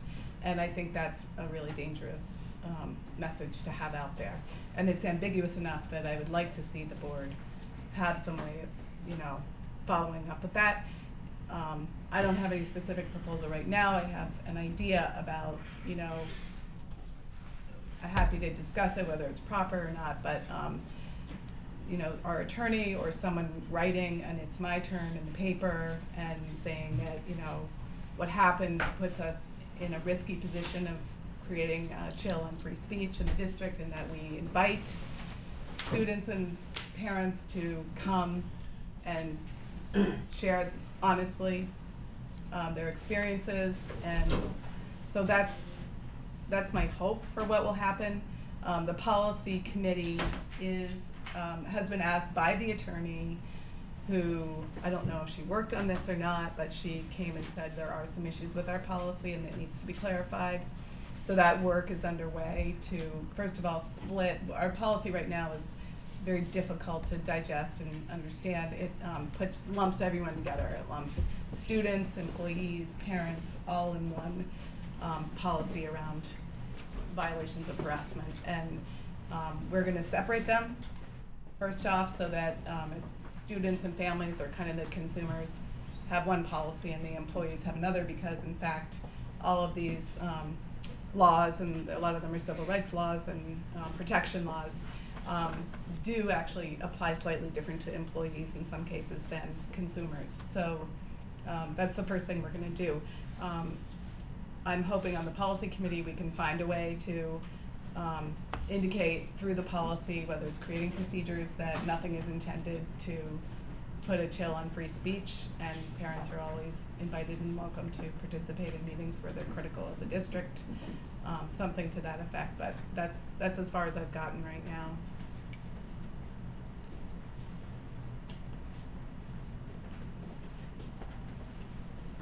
Just a clarification. So the context of all this was parents speaking out? That the three people who were accused were in the role of a parent or community member speaking out? Okay. Okay. Commissioner Scaglino. Thank you. I'm just gonna share some thoughts with you. I'm not sure where I am at on this. So I think the free speech issue is actually an important one, and I respect, Kyle, that you want to move on from this, but it may be something that is important for us to affirm. I think the other issue that strikes me is that it is typical to speak to the people who have been charged with something, and that the charge should be explained to them. So I think that that's a failure on our part. And so I want to just offer something to think about, and that is revising fourth paragraph to read, be it resolved, the Burlington District of Vermont regrets that Counselor David Harnett, School Commissioner Kyle Dodson, and past booster Club President Dan Feeney were not afforded the opportunity to present their understanding of, and a little bit more editing. And I want to say that it's actually hard to edit in this context, and I wonder if it would be possible to table this motion and to take this feedback and rework it a bit. But I wondered if that revision addresses our regret rather than some indication that they were denied an opportunity, because that isn't quite exactly what happened. Let me just add this other piece. This stuff is very complex, because there might be those who argue, well, it would have been a waste of money to go, given that it was determined that there was this charge had no foundation, it would have been a waste of money in a tight budget to go on and spend legal fees on interviewing Arnett, so on and so forth. So just a thought. We're also, when we're not in a position still, we're still not in a position as school commissioners, regardless of how silly it might seem, that we can be talking about the specifics of the report. It's incumbent upon us to keep the specifics of the report confidential. I know that it's out there. I know that you can go and find it, but it still needs to, this is like, Valerie Plame's book, where there were just, redacted pages that were out in black. Now, someone else could write it, but she can't write it. That we're in a situation where we really cannot talk about the specifics of the report as school commissioners, even though that report is in the public record because of the freedom of information. We still have the responsibility to do what we can to remain keep confidentiality around that report. Nikki, I would love to. I know we're treading a interesting spot here. I'm going to entertain her motion, and so instead of going to Nikki, if you want to put that as a motion to table, is like I would second it, and so we could just move on if you want. I don't want to step on your toes. Yeah, what you gonna say? Yeah, I would love to. Let's table it and let's get some. We would have to vote. We have to vote to table it. I really want to hear what Nikki has to say. Okay. We have a. Did you make an official motion to table? I'm making an official motion to table the. And we have a second. All in favor of tabling the motion, please say aye. Opposed? Nay. All right, let's have hands. All in favor of tabling the motion, please say aye. 1, 2, 3, 4, 5, 6. I missed one. 1, 2, 3, 4. I'll change. I don't understand that. All in favor of tabling the motion, please raise your hand. I'm recusing. You're recusing. One, they can vote too. Yes. 1, 2, 3, 4, 5, 6, 7 in favor of tabling. All in favor of against opposed, please raise their hand. 1, 2, 3, 4. Students vote. In favor of table. All right, so 7 to 4 to go on table. I would still like to hear from Nikki on some guidance because we're treading in some tough spots. Offer any guidance, actually. What I was going to offer is some additional information because it's very easy, one, to sort of read the newspaper and decide that everybody did the wrong thing. The reality is, it was an unfortunate circumstance, and I believe Kyle knows where I stand on these issues. But the reality is we have a statute that states that if we receive a complaint of harassment, that we shall investigate. We shall do an investigation. It doesn't give us a choice about doing an investigation. So, in a school district, we have to do investigations. And unfortunately, in all cases like this, whether it's a civil case, a criminal case, or some other case, everybody has to make a prima facie case. And whether I like you or not, whether I know you or not, I have to determine whether there's a prima facie case. And I can't do that until I hear what you have to say. So unfortunately, sometimes we end up what we consider is wasting time, but the law requires us to make sure that there is not a reason for us to move forward. And so that means, it happens in cases, all criminal cases, civil cases all the time, where a judge says, you don't have a prima facie case. And guess what? Nobody gets to say anything. And as much as that's difficult for us to understand, sometimes you don't have to say anything. Now, exactly what we should do about this particular situation, I'm not gonna even comment. I have feelings about why exactly we're talking about this particular case, because it's people we know. but we do investigations in this district way more than we ought to, because we have to, because the terms come up constantly. And what I'm gonna ask you is, are we gonna apologize to the number of people, because more times than not, I'll tell you 8 times out of 10 times we do these investigations, in fact, we find that they're baseless, or there's something to it but not a prima facie case. So the question becomes is the board, because we have lots of them out there, are we gonna apologize? And I'm not, and again, it's not specific to these people, because Kyle's my friend and I feel bad that he went through this, but my point is that what are you setting yourself up for? We have lots and lots of people who we put through this all the time. Perhaps where the energy should go, in my view, is actually educating people about what it means when you bring these claims, because it means we have to do all of that. So maybe that's where the effort should go, is explaining to employees, explaining to whoever it is that comes to us, students, whoever it is, when you make that complaint, what does that really mean? Because sometimes I think people are just using the terms because it's the term of the day. I've been harassed, and once you use that term, we're required to do something. So perhaps that's where the energy should go. And again, I'll say here, I apologize to every single person who we've had to do an investigation. Seems fair. And it turns out there was not a prima facie case. But other than that, I appreciate the input, but it's like, first of I'm all, sorry, it's I like, really for wasn't someone to finished. have like a last word after the board is like, I do want to say this, because we can't get into this discussion, so now we're in this no man's land, but every case was not on the front page of the Free Press, and so there is a clear difference between every case you talk about. I'm not talking about apologizing for cases that nobody finds out about. I'm talking about cases that are in the centerpiece of our community. Yeah, yeah, and actually, Nikki, I asked for your reflection on it being the lawyer in here, and I appreciate that, and allow that, me to yeah, and I think that was. She is not a board member. We can have this conversation later. I invited her to the table Yeah. to speak on this because I felt that we Yep. were in a spot where we could use some guidance on it. All right, the motion has been tabled. The next motion, would you, Commissioner Kirk, you have sent an email out during the meeting or just before the meeting? I did send an email out to as many people as I could.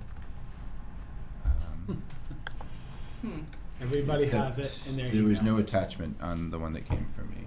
Okay. Oh, Would you, it says it should be, but it's not showing up. you want me to resend it? Oh, here we Okay. go. Never mind. I was having a. I didn't get you because I don't know how to get it to you. Would you go ahead and read it, just in Sure. case everyone doesn't have it? I'd like to make the motion that the superintendent direct the athletic director to come in and explain the budget that the athletic department, Burlington School District, as well as explain why we've been led to believe by the past finance director that there are bank accounts in the Burlington School District that we cannot see. I'd like to also ask that this be made at the next regular board meeting in October. Do we have a second for the motion? Second. Seconded by Commissioner Porter. Would you care to speak to it, Commissioner Kirk? This is the first motion that I want to make so that we can start get some clarity around the budget and building a new budget. There's a parent, I was led to believe by David Larkham when he was here that there's at least an account that is out there that is not directly overseen by the Burlington School District. I believe the auditors also said that there was accounts that we could not see on the audit last year. So there is some question about some student fund accounts that the athletic department is directing that should be, as I understand, should be run through the financial department of the district. And I'd like the athletic department to come in and explain how they're going to maintain their budgeting. I'm curious about how we're spending our money in the district.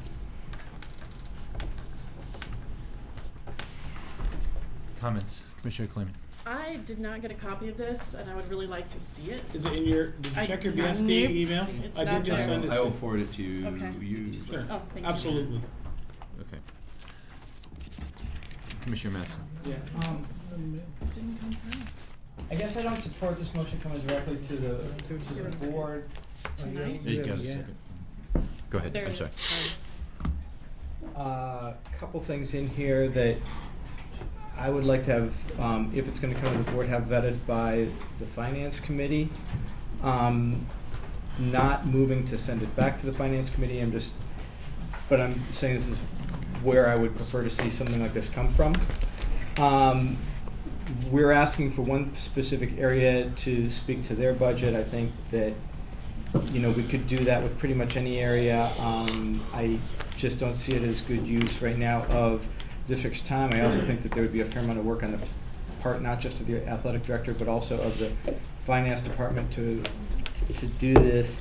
Additionally, my understanding about the piece about the bank accounts in particular were in the audit had to do with accounts that were related to student activity funds, and I do think that, that was something that was in the audit, and it is something I think that, in fact, I think it's now under kind of one of the things that hopefully Goma would potentially be looking at is that, if there are issues in how we handle things like the student activity accounts and how that's accounted for, not really sure actually that it's a board level issue, but it should, if there aren't good controls in place, that is something we should look at as opposed to the funds themselves. So, I think that there's a number of issues here that are kind of mixed up together, and I guess I'd like to see it if there, if it had been vetted by the finance committee, that's where I'd like to see it come from. But I also think that a few different things are kind of put together here that I don't all think make one motion either. So I wouldn't be in support of this motion.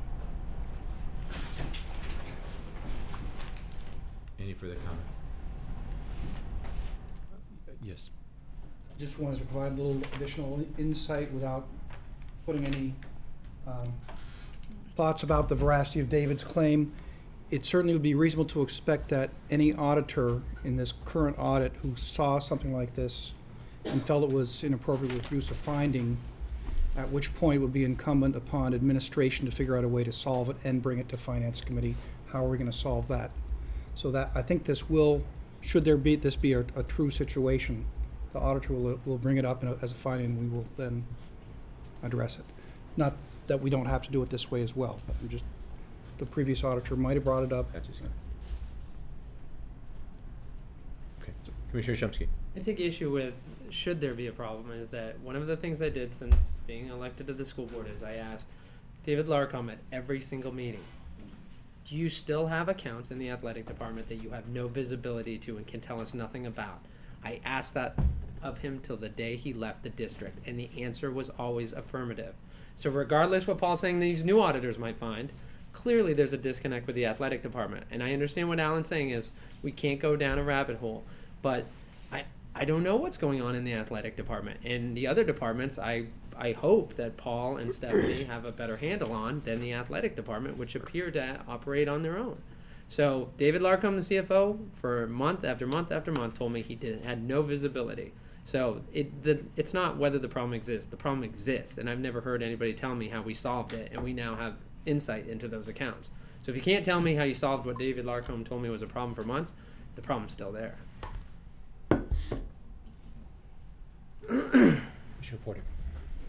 I mean, we just can't keep running from these things and saying that it'll get taken care of next month.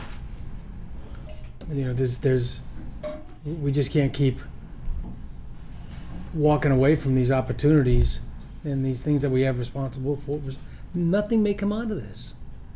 But you know what? If there's no finance director to put the eyes to things, we have to start taking some of these tasks. So unfortunately, in this case, we have nobody that's willing to report on this. And I think that we just have to take this, and there may be more. When the auditor gets done, there may be more of these. We can't just keep waiting for somebody to take a look at them that's not there. So I think we just have to start taking the view. Sandy? So I completely understand the curiosity around the funds and the interest in figuring out what they are. I guess my question is, what is that something that can be done on the finance committee's time and not on the full board's time? and simply folks who are interested in knowing that question can go to the finance committee meetings, just because I feel like that's a really specific amount of detail and really specific interactions that I'm not sure the board should be taking on, and I just wonder if the better use of time would be spent within the finance committee. Commissioner Kirk? I appreciate that everyone wants this to go to the finance committee, but the job of the board is to hire a superintendent and make a budget, okay? That's cut and dry, that's our job. I am asking about budgetary items at the full board meeting because we haven't got these answers time and time and time again. I'm sorry if it's uncomfortable, but it's just what we have to do. And if there are more things that I feel need more investigation, I will run them through Miriam in the finance department, but I will still bring them to the board if I don't feel I'm getting my just desserts. I think that as a board member and as a board that we need to be clear and open to people, and if it's uncomfortable, I'm sorry, and if you think it's a not an appropriate use of the board, those are our jobs. It's hiring a superintendent and making a budget. That's the job of the board. So I think that this is a very appropriate use of our time. Commissioner Cheney. Yeah, I wanted to kind of second what Xander said, that I think the finance committee exists to do some of this work and then report back to the board, and I guess I just don't understand why it couldn't go through finance first. I think if there was a failure, if people felt like finance was not addressing this or tabling it or something, then maybe it would come to us, but I just don't understand why it wouldn't go to finance first. Commissioner Sagrino. I think I'm coming to the point, coming to some sort of resolution myself that I can't support this motion, because I do think it should be taken up in finance first, and I just want to remind us that we, at the beginning of this year, talked in great detail about having a work plan and being very disciplined and not taking on every issue that popped up. This has a place, right? It has a place in the finance committee, and it eventually can find its way to the full board. But I really want to encourage us to continue to be disciplined, because we have so much work to do, and we have to stay focused on what those things are. And given that there's an outlet for this, I think it should go there first. Commissioner Kleeman? I agree that it needs to be addressed, but again, have the superintendent. The vagueness of the motion is infuriating for me. Come in and explain the budget. What does how? That's just so vague. It's like. So I think there's a way to get at that will be more specific, that can be handled in more detail in the finance committee, and is not really appropriate for the motion, I guess. Commissioner Curry? So I think that it's certainly my personal intention and goal to have all the budget detail in every department by the time we have to vote on the budget. And I understand the frustration and the urgency, but as a board, our role is also to manage the priorities of the district. So I agree, I'd like to see this go to the finance committee, and I'd like the finance committee to see the budget detail in every department by the time we have to bring budget to the board. That's just where I stand, so I won't be supporting the motion.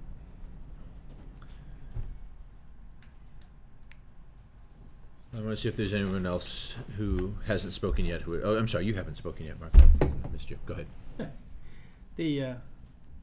I am going to support it, because I see this as much as we want to put it back to the finance committee, and it's probably the proper place in normal times where everything would be running through. This is also becoming systemic. So I think this is something that needs to be considered by the board, so the board gets a play in the say of where future ones will come from. This isn't just this is an example of one area, but I think that we need to address that, because the overall strategy needs to be considered by the school board, and not just the finance committee and squander there. So that's all. I just want to finally agree, with my colleagues, Shumsky and Mark, and David Kirk. you know, we need to have checks and balances, and I think that's what the people want in the community. We have to start someplace, and if we start with one department and we move down when we have questions and we move down the list, I mean, that is what we're we're supposed to be here to represent the public in the schools. So I'm gonna vote for this. Commissioner Stoll. So first I want to thank you for bringing this up, David. I think it's one of several issues that we know are problematic and have been problematic for a long time. And I'm really, really pleased with the tenor of the discussion tonight at the board meeting here. I feel that we, as a group, are very concerned about budgeting and really understand the scope of this problem. And one of the challenges of having a committee system the way we do is that a lot of this discussion gets done in a small amount with, you know, a small group of folks, and then you just report out and you don't get the richness of the opinions and the discussion and really the commitment that we got in this discussion tonight. So I really want to thank everyone for that, especially David for bringing this up. That said, I won't be supporting the motion, and it's not as simple as I think it needs to go back to finance.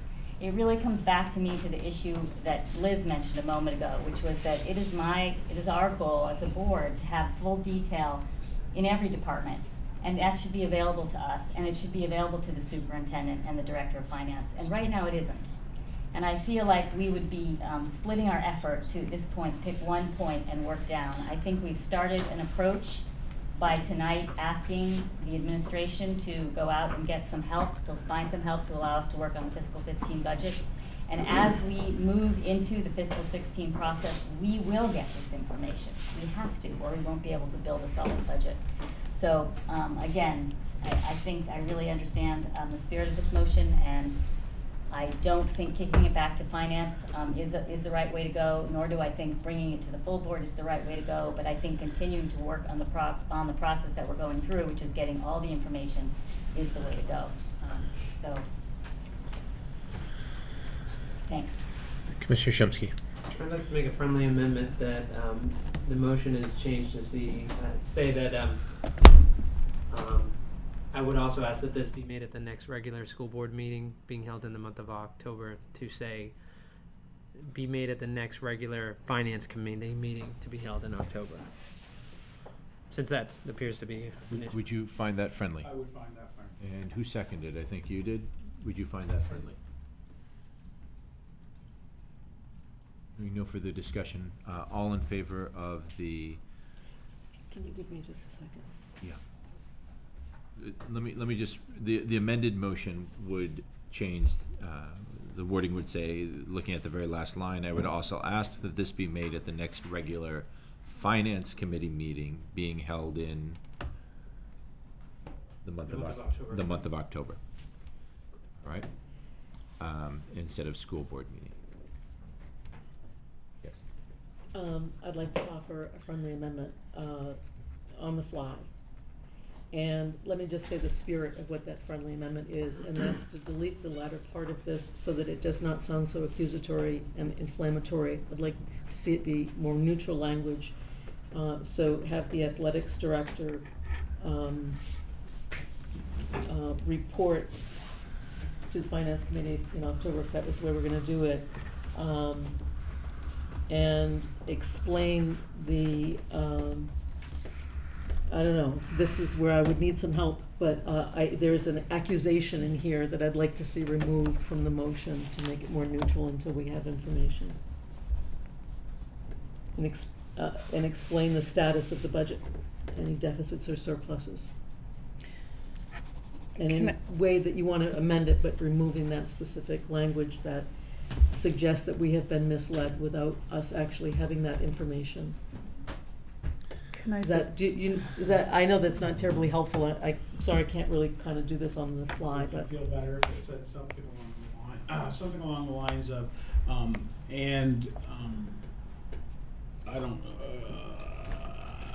don't know. It has, I have no idea how to place it either. Can I suggest to explain the budget detail of the department? Explain the department's budget detail to include all the revenue and expense accounts? Yes. that would probably clean it up. Department's budget detail to include all revenue and expense accounts. At the October Finance Committee. Finance Committee October meeting. Finance Committee meeting. You just corrected it. Would you read back what the So friendly the amendment? Language is proposed to have the athletic director report to the Finance Committee at the October Finance Committee meeting, which is redundant, and explain the department's budget detail to include all revenue and expense accounts. Would you consider that friendly? I would think that would be friendly. It does get to the heart of the accounts that are missing, or the accounts that are in question. So maybe explain in writing, document in writing, document.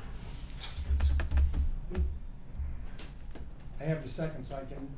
Yeah. You have to say that it's friendly. So the accounts, this is friendly, it's an expansion on this? The accounts governed by the athletic department.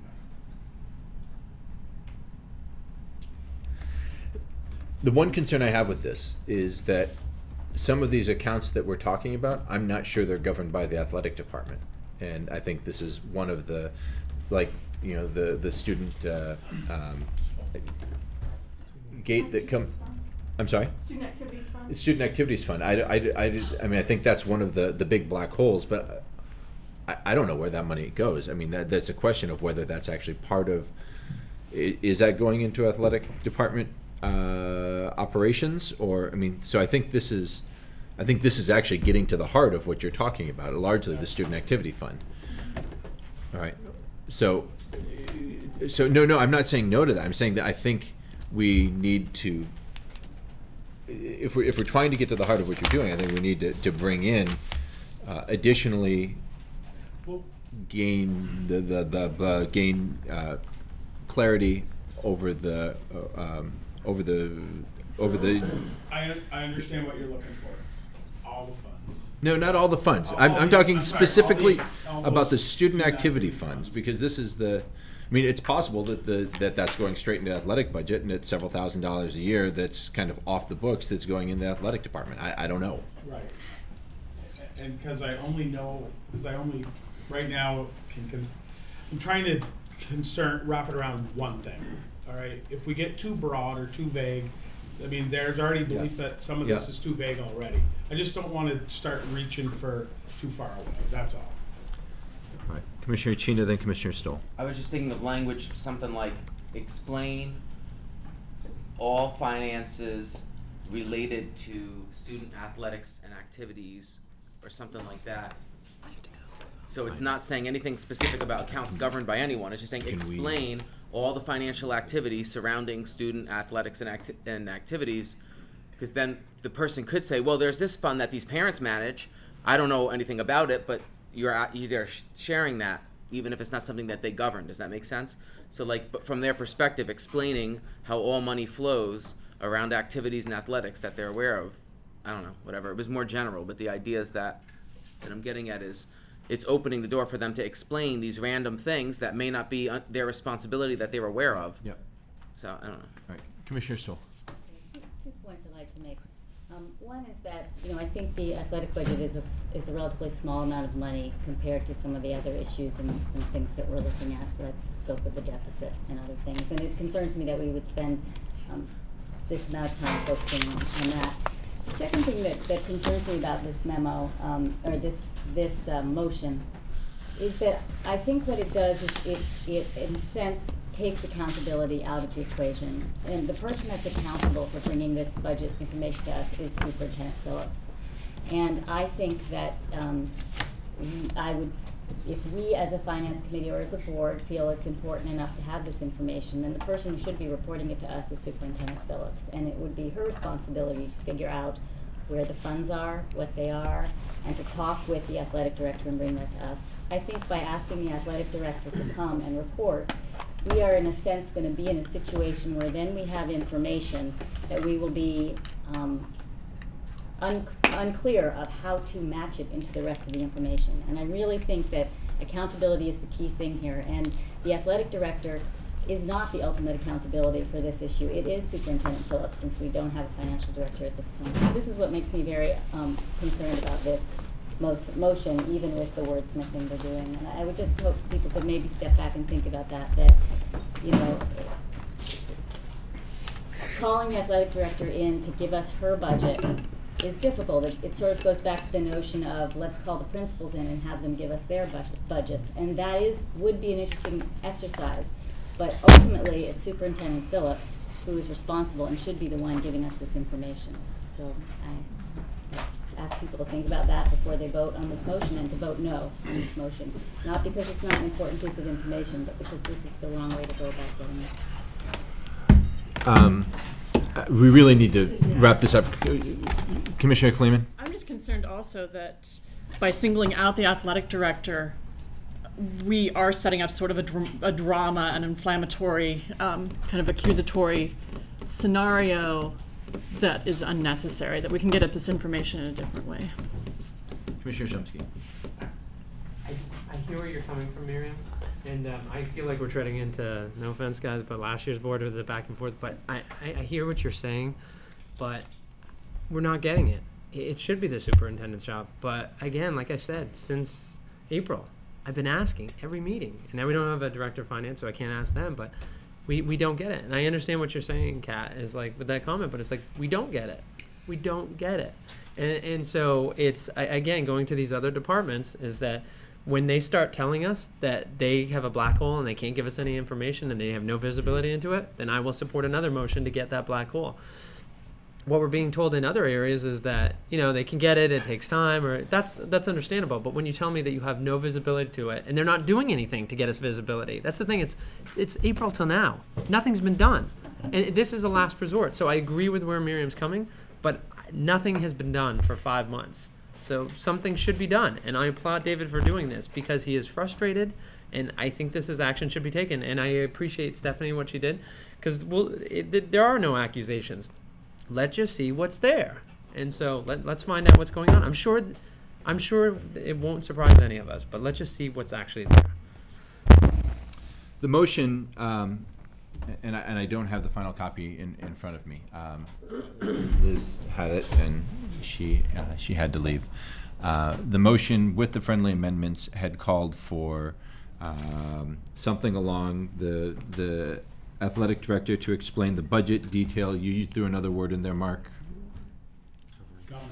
The budget detail for accounts governing the athletic department, something like that. I'm willing to drop that if it's not pertinent. If it's Okay. not material, I'm willing to drop it. All right. Move that the athletic director explain the budget detail for the athletic department at the October finance meeting. All in favor of the motion, please say aye. Aye. All opposed? Show of hands, please. All in favor of the motion, please raise your hand. 1, 2, 3, 4, 5, 6. All opposed? 1, 2, 3, 4, 5. The motion. Student votes? There are rules on abstention. I don't know them well enough. If you choose not to vote, you can choose not to vote. You're opposed. All right. 1 student opposed. The motion carries on a 6-5 vote for presentation of the athletic budget detail by the athletic director at the October finance committee meeting. Okay, moving on. ITC, you have a motion? We don't have a motion. Okay. No, there's no motion. It's just. All right. That's because I am still. I'm still from way back when on the June. Just went there and didn't update my page. But we've got a note of Murray House. Yes, I'm sorry. There is something on Murray Street. The only thing that we have on Murray Street is that the appraisal came in and $235,000. and we're going to city council to see. We need to go to the Board of Finance and City Council to get their approval to sale. Attorney's working on the paperwork for that. We want to do a sealed bid with a minimum of $235,000. That way we don't have to pay realtor fees, we have to pay the closing costs, and the attorney will figure that part out. And as per the request to cover our costs, hopefully it's right in the ballpark. David had budgeted, according to one figure I saw for fiscal year 15 revenue, 225, so it's above that. Cross our fingers, it's not a great real estate market, et cetera, but that's what we want to shoot for. If you know anybody who wants to put in a bid for 280 or 290, please encourage them. You can't do it, man. Give them some conflict of interest clause. Give you $10. And the sealed bid has to be, you'd only accept above 235, you said? Above 235, yeah. Or higher. 235 or. Or Mark's 280. And whatever the attorney says, proof of ability to pay, just not the spurious check written in Turkish, whatever. All right. Anything further from ITC? No, because our meeting got moved, we haven't had a meeting yet. Diversity. We had a meeting last night that you were all invited to. Some of you were able to come. And we heard a presentation from Jay Diaz, who is a lawyer at Vermont Legal Aid, who works on educational equity around issues regarding discipline and disparities in discipline and SROs in the school. And I thought it was a very useful discussion to have around these particular issues and the benefits of finding alternative strategies for managing student behavior and so forth. So that is sort of a first step going forward, in which over the year I think we will do a number of briefings on these issues, with the culmination being a revision of and I think actually the creation of an MOU with the police about the role and responsibilities of the police in this with school resource officers. We also got an update from Dr. Bell about the equity report card and the climate survey.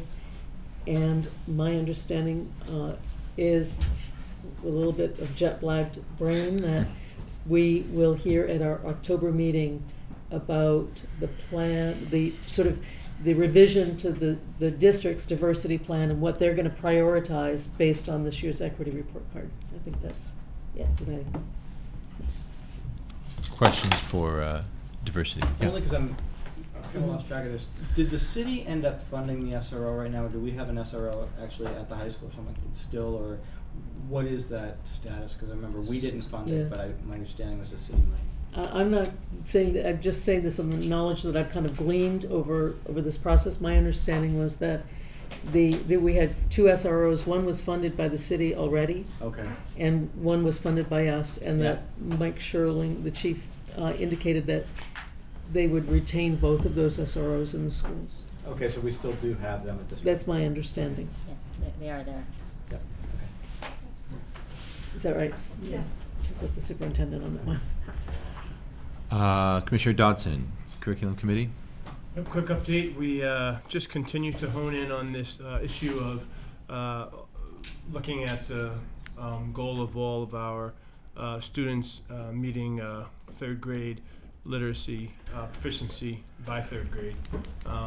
And some of the things we're talking about is questioning or conversations that the superintendent will be having with principals. Just identifying which students currently in K through 3 are not at the prescribed levels for those grades. An important thing we want to look at is summer regression. There's this idea of summer learning loss that students, particularly those students who have less access to enriching experience and continued sort of educational activities throughout the summer, often low-income students, what's happening over summer, and are we losing some of the learning gains the year before, and particularly from a financial standpoint, trying to cross-reference what we might understand from the data about students who are losing, how that cross-references with students who participate in our summer learning and enrichment programs, what effect those might be having. So just really a data understanding what the status quo is. The superintendent and the committee have been talking about her plan to use more walkthroughs, basically observation protocol, a much more accountable process for principals at the building level to be instructional leaders, to be spending time in teachers' classrooms, to follow a consistent protocol that has a technological piece that would allow the superintendent to be on top of, to be made, to be apprised of the fact that these walkthroughs are taking place, just so we raise the bar around instructional observation, so we can be in a position to say what's happening from an instructional standpoint.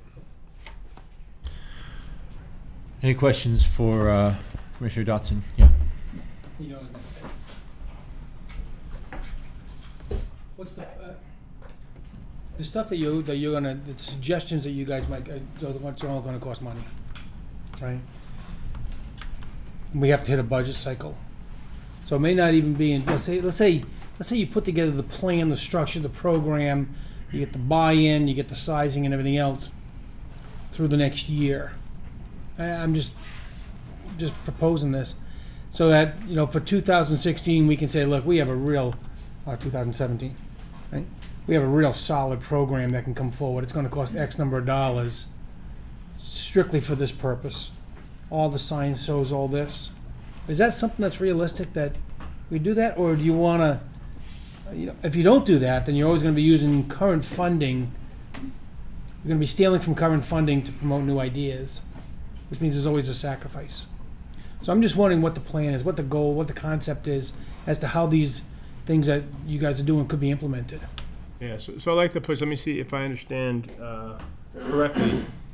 For example, the way that I would respond to that is this data exploration that we're doing. We would hope to find out where are we in reaching these goals.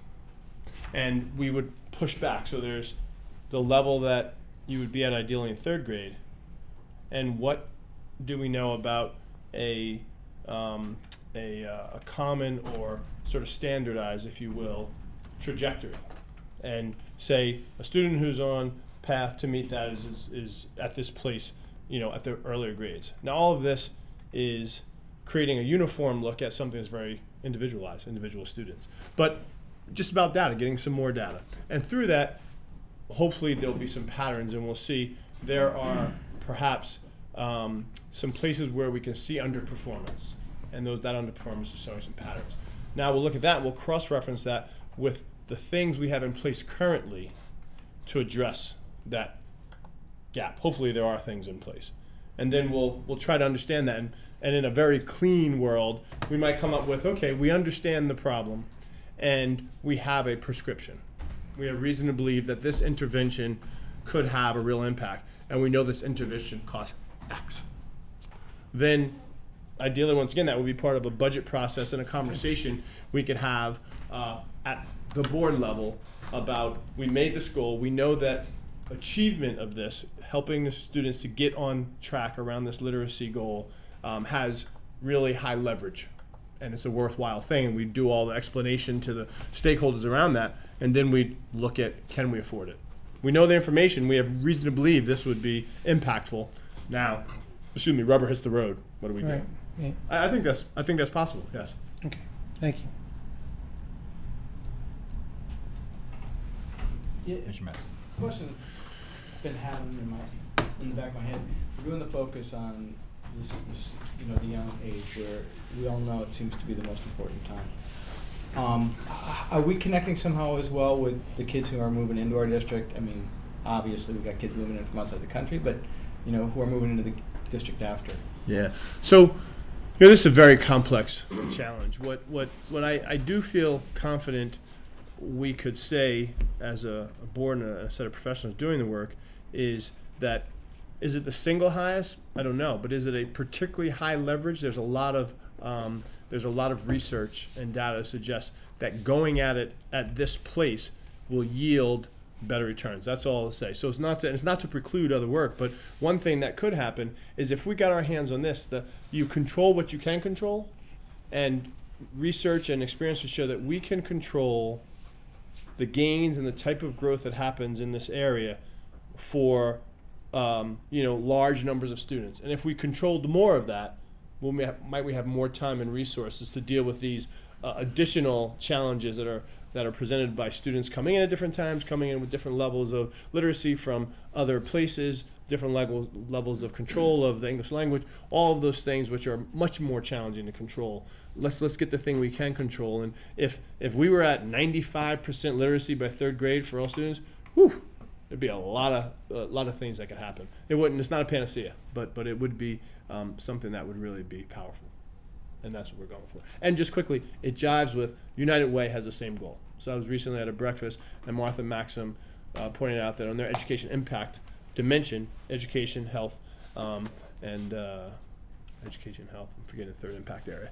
But it is that exact same articulation of goal, 3rd grade literacy proficiency is a goal that the United Way is committed to. So there could be some nice synergies there.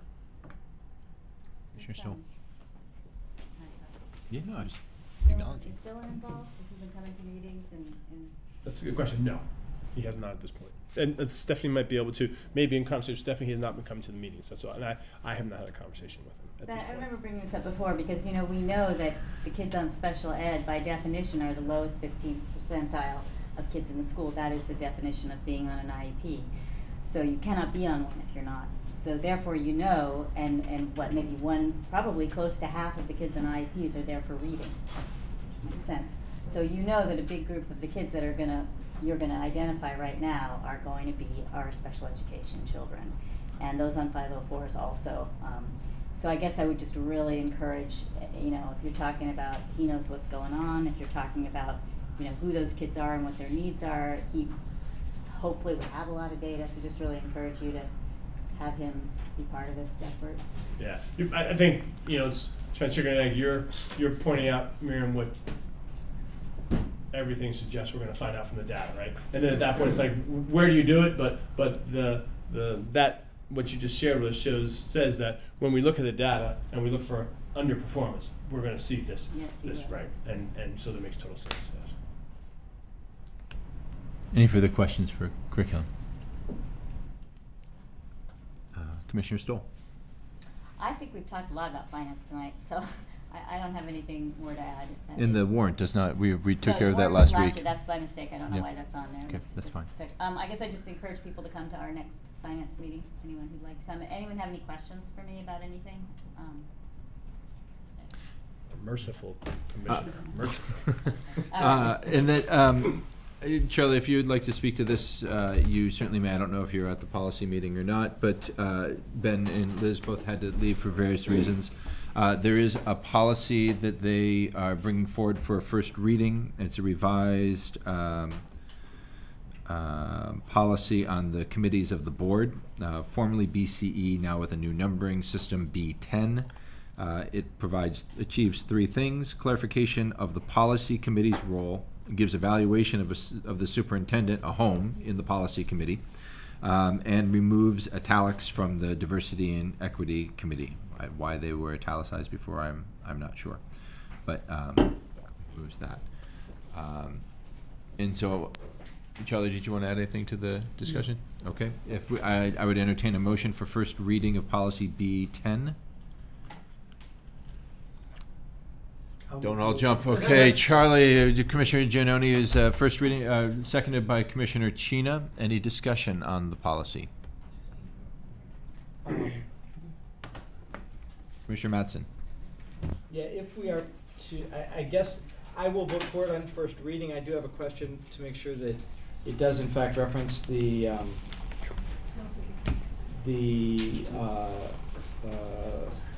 evaluation of the superintendent. Yeah, I'm looking at it right here. I'm not. I don't see it explicitly in the version that was on the website. That's so. Yeah, I will vote for this if that's a stated. Yep. Result of this, I think the language probably got missed. Yep. I don't see it either. So thank you for that, and we'll see clarification on that. All in favor of first reading for policy B10, please say aye. Aye. Aye. Any opposition? Student votes? 2 yeas. Passes. At this point, I'd consider a motion for executive session to discuss negotiations where premature disclosure could place the school district at a substantial disadvantage. So moved. Commissioner Dodson, seconded by Commissioner Madsen.